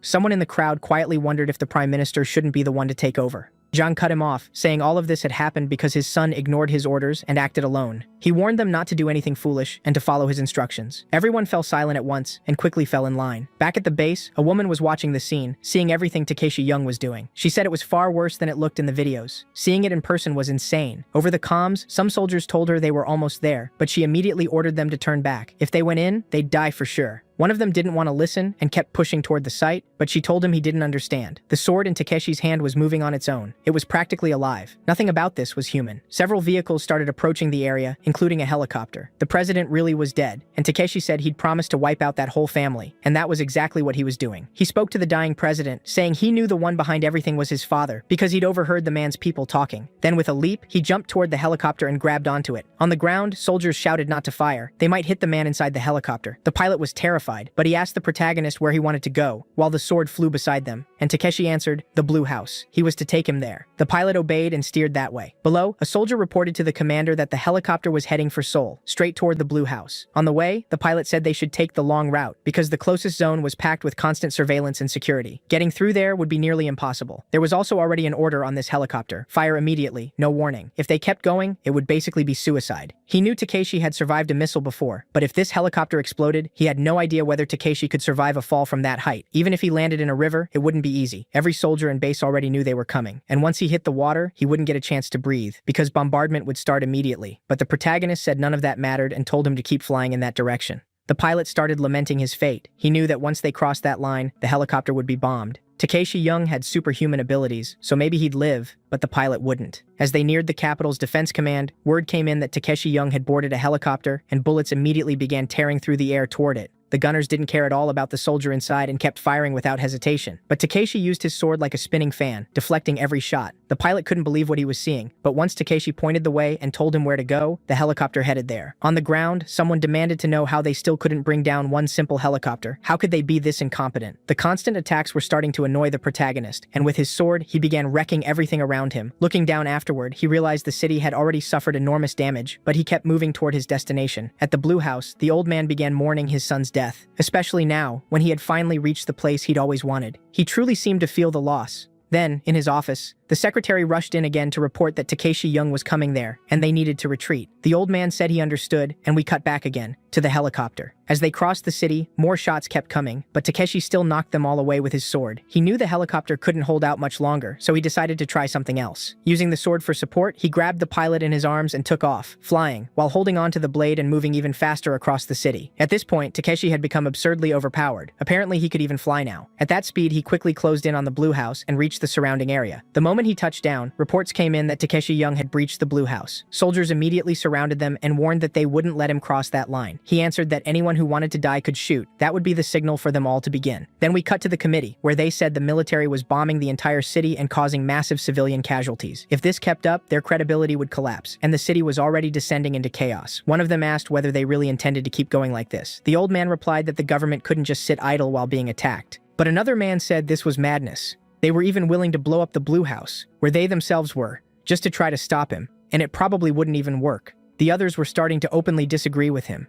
The head of political affairs suggested that the only way to stop Takeshi might be to talk to him, that someone should go outside and try, because he saw no other way. Another man pointed out that all they'd done so far was order more and more bombardment, without sparing a single thought for the civilians living in the city. Silence filled the room, and the old man asked what exactly he had in mind, then told him to explain. On the news, reports spread that Takeshi Young was now inside the Blue House and hadn't done anything since entering. The anchor added that the army had declared full martial law surrounding the Blue House inside and out. Meanwhile, while he remained there, the number of civilian casualties had risen sharply, and it was also reported that he had seized an active-duty helicopter, which had caused this whole uproar. On the other side of the city, watching all of this, a girl stood there deep in thought, even whispering his name. It was the nurse who had taken care of the protagonist back at the beginning. Then someone started banging on her door, calling her by name. Kim Bora. The man asked if she was the nurse from Hayam University Hospital, and she said yes, asking who he was. He kept pounding hard enough to scare her. She cracked the door open, leaving the chain on, and the man shoved his face into the gap, claiming he was police. He asked if she was really not going to open the door, because he had a few questions about someone staying there without papers. Kim Bora immediately panicked. She had cared for Takeshi for a while. Jumping back a little, before that supposed officer reached her home, she had been blaming herself, thinking she hadn't paid enough attention to his condition, and feeling terrible about everything happening to him. She felt she should have done more to keep him calm. Then the man knocked on her door, and we see the same scene play out again. He said he was police and asked her to open up. From the other side, she spotted a man in a police uniform telling her to take the chain off first, but she didn't believe he was really a cop, and in a trembling voice, she said she wouldn't open it. The man started getting angry and ordered her to open the door immediately, but at that moment, he was suddenly struck down, along with the others with him. Someone else had taken them out, and when she got to the door, she saw it was a girl. It was Ji Yoon. She said she'd been delayed a little, but had still made it in time. Cutting back to Takeshi Young at the Blue House, he was with that police officer who had fainted during all the chaos but had now woken up. As he came to, he realized he was still alive and figured he must have somehow gotten away from Takeshi Young. He even wondered if everything had just been a dream, but then when he looked to the side, he saw him right there and instantly panicked. He thought this was the worst possible moment to wake up and that he should have kept pretending to be unconscious. He wondered where he was. This was the Blue House, and there were quite a few people standing there, basically being held hostage by Taker Sayunk. He thought the whole thing was insane and couldn't understand how he'd ended up there. The protagonist tells him that now that he's awake, there's something he needs him to do, a favor. Around the Blue House, the guy was now free, and the protagonist gave him a mission. He went straight to the Air Force Command, basically to turn himself in. He stated that he was the helicopter pilot who had brought Taker Sayunk there. One of the men asked if that was true, and he said yes. He explained that he was a soldier, and a captain no less. But instead of helping stop a national crisis, he'd aided it. So several men intercepted him and forced him to the ground. They told him this could be treated as treason, and that military prosecutors would investigate him before taking him to court. Meanwhile, as he was being escorted away, they put him in a vehicle. To him, facing military prosecutors and a treason trial was 100,000 times better than staying with Taker Sayunk. At least there, he had a better chance of getting out in one piece. But then the truck they were in suddenly flipped over, and he was thrown out. In midair, Taker Sayunk caught him. He hadn't escaped at all. All the soldiers around them quickly surrounded them and gave the order to fire. The protagonist threw him to the ground and with a leap, left the area again. The guy couldn't understand why he was doing this to him. Even so, he returned to the military command once again. The man there asked how he'd come back, and why he'd run in the first place. Taker Sayunk had invaded the command base because he was looking for him. The officer asked if he was seriously trying to commit treason, but the soldier said he had a message from Taker Sayunk, something for future negotiations. If any of them laid a hand on Han Ji-hun, he wouldn't forgive them. And that man was none other than him. So the order given to everyone was clear. They were not to touch this soldier. Outside, Taker Sayunk watched everything, clearly working through some kind of plan. Back at that moment in the Blue House, Senior Secretary for Political Affairs Minri Untai had arrived. He came with the others from that meeting, and the soldier accompanying the protagonist received them right at the entrance, then guided them to the protagonist's current location. The old man said it was a pleasure to meet him, and Taker Sayunk was there, sitting calmly. The soldier with him couldn't understand why the old man was treating him so well when he was a wanted man. The official said they should introduce themselves first, and that he was the Senior Secretary of Public Relations. But before he could finish, the protagonist cut in. He only had two demands. First, everyone in Seoul had to leave the city, no exceptions. Second, all heads of the national departments had to gather there at the Blue House. The man was confused. President Jang was already dead, so was he asking for his father to come too? That old man? The protagonist said they had until midnight tomorrow to complete both tasks, or something would happen. In the car, halfway there, one of the men said this was insane. Mobilizing all the city's military forces was difficult, but still possible. Evacuating 10 million people from Seoul in just 18 hours, though, was beyond absurd. So he called the protagonist crazy and said the mission was nearly impossible. The soldier with the protagonist asked why he wanted everyone out of Seoul, and Tae-sung said the city would soon become a battlefield. He had no interest in watching innocent people die because of him. When they arrived at the operations center, one man asked how the conversation with Tae-sung had gone and what exactly he'd demanded. The man explained his request, and everyone there thought it was complete madness,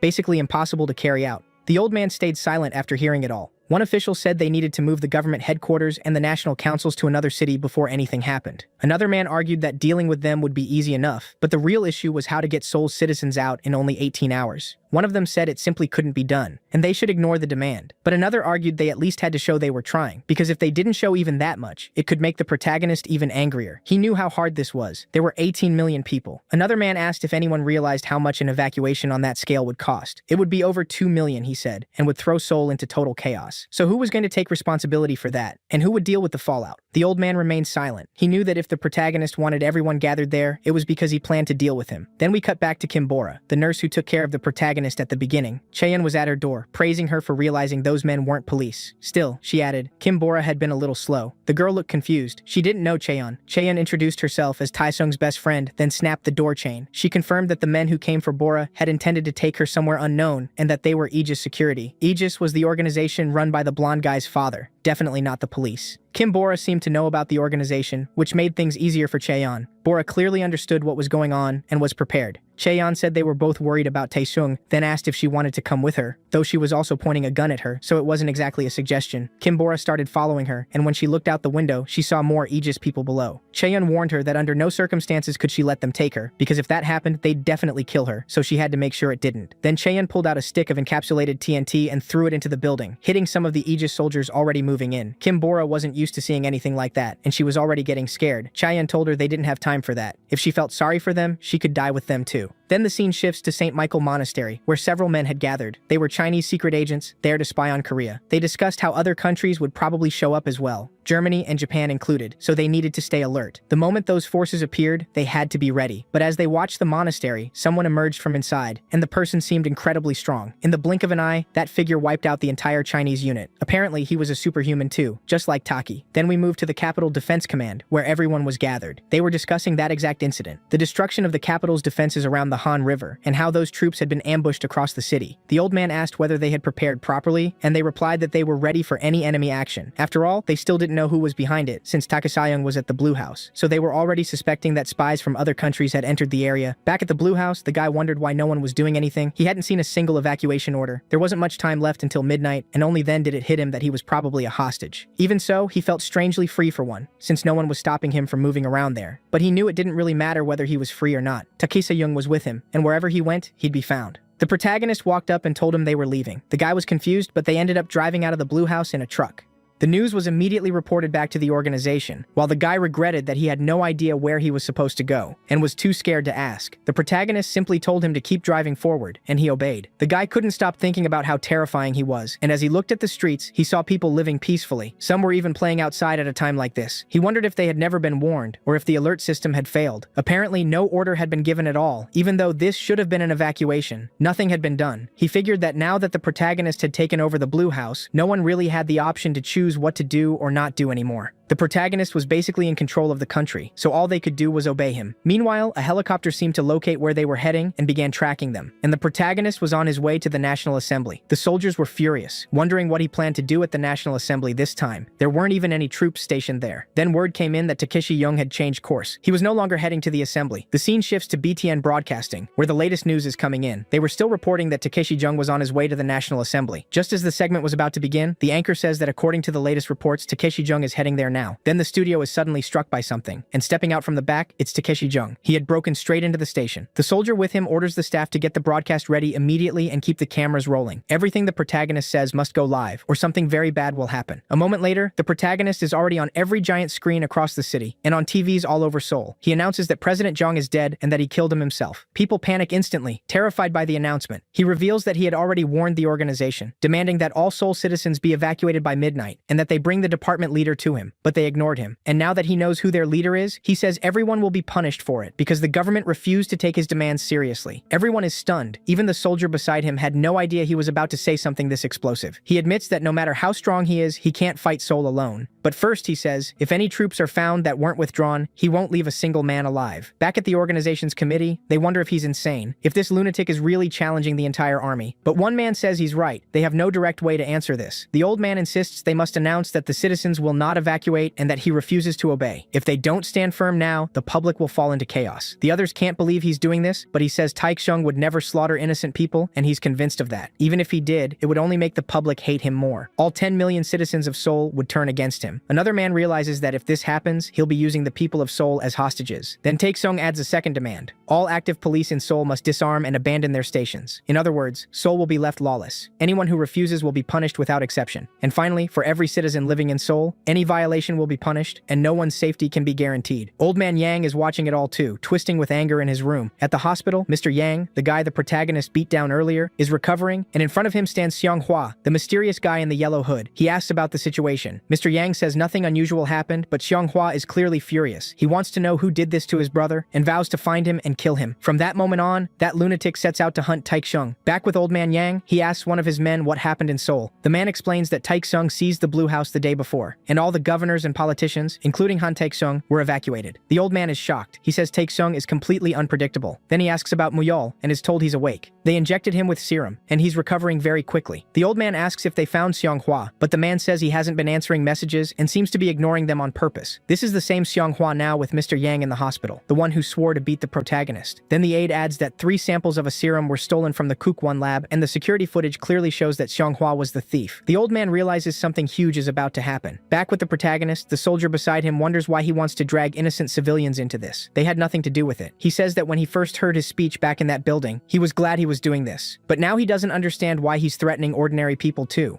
Was this all just revenge against the government? None of it makes sense. If he wanted the people in charge, he could have just gone after them directly. He can't understand it, and starts wondering if Young is just taking his anger out on everyone. They reach the elevator, and once they step inside, he asks the protagonist if they're heading back to the Blue House. He says no. First, he's getting a helicopter. Karen is still confused by his plan. The button is pressed, and the elevator starts going up. Just before the doors close, someone strange slips inside. It's Seonghwa. The soldier tries to signal him not to come in. After all, that's Tae-sung, the most wanted man in Korea right now. Maybe even the world. He keeps trying to warn him to leave, asking why he's just standing there, but the guy ignores him completely. The soldier wonders if he's blind. Tae-sung is right beside him, but the protagonist doesn't seem bothered either. He starts to wonder why this man entered the elevator at all. Then it hits him. He has a plan. The guy is holding something in his hand. That device he fitted onto it earlier. One look at his face and the soldier sees bulging veins starting to appear. Now he realizes this man isn't normal. Tae-sung senses his aura too, but before he can react, the guy slams a hit into his chest and follows with a knee to the chin. 2 clean blows, and he couldn't even respond. The soldier inside can't process what's happening. For a moment, this madman had actually overpowered the undefeated Tae-seong, and now we finally see his face. Obvious proof that this guy is no ordinary human. But the protagonist is completely unharmed. He barely felt a thing. He throws a punch, but the man dodges instantly and strikes him in the face with something. It's the first opponent who's truly giving the protagonist a real fight. The soldier can only wonder who the hell this guy is. The elevator can't withstand the force of the clash anymore, and finally gives way. Their battle is getting insane. All the soldier can do is cry. Caught in the middle of it, he has no chance of surviving on his own. After the elevator crashes, the protagonist helps the soldier survive. Outside, the fight keeps going. Karen is incredibly fast and catches up to him in an instant. The soldier can't believe he's still alive. He knows now these aren't 2 humans fighting. These freaks are superhuman. He keeps wondering what that lunatic even is as the battle rages on. The guy is absurdly fast, but Tae-sung doesn't look afraid. If anything, it's the opposite. During one charge, he grabs him by the throat. The protagonist tells him he needs to hear something. He has an important appointment now, and no time for a petty fight. The man then notices the sword that was on his back is gone. He glances behind him and is struck immediately. The blow smashes him into the wall. A normal human would never survive that. After that, the protagonist and the soldier start leaving the area. But when we cut back to the other guy, he's still standing. His body clearly isn't normal. He pulls something from his pocket and injects it into his neck. For now, we still don't know what happened to him. Back with Tae-sung and the soldier, they reach the helipad and realize the TV station people already took the helicopter. The protagonist tells him to get them a helicopter. The soldier is baffled. How is he supposed to do that when there isn't one there? Pointing upward, Tae-sung says one has been circling Willis for a while. He tells the soldier to signal them to come down. Up in that helicopter, they spot him and recognize him immediately. They know he's the one acting as Tae-sung's middleman, the guy helping that monster. They see him trying to say something, and through binoculars, they realize he's signaling for them to land. The soldiers in the helicopter say that would be practically suicidal, so why would they do it? But before they can decide, the protagonist's sword is already pressed against the window. That makes it clear. They have no choice but to give up the helicopter, so they land. They hand it over to the protagonist and the other guy. When asked where they're going, Tae-sung says he wants the nearest bridge. The soldier is confused by the choice, still thinking about the civilians there. He keeps asking why he can't just go fight the army directly, and if it's the nearest bridge, then that would be Mapo Bridge. Back at the organization, they've just received word that Tae-sung has stolen a helicopter. They learned he'd stolen a helicopter and left the station. The room went quiet and they asked what else he'd done. Then another update came in. One look at the young staffer's face told them it was bad. The old man asked what happened. Shaking, she said another report had just arrived. The Mapo Bridge had been destroyed. No one could believe it. The massive bridge connecting the city was gone. Even the soldier was stunned that it had all been wiped out in an instant. With Mapo Bridge down, the protagonist told them to head for the next one. News reports were already naming Tae-seung as the man behind the chaos. They said he'd escaped, and that the city's main bridge over the Seoham River had been completely destroyed.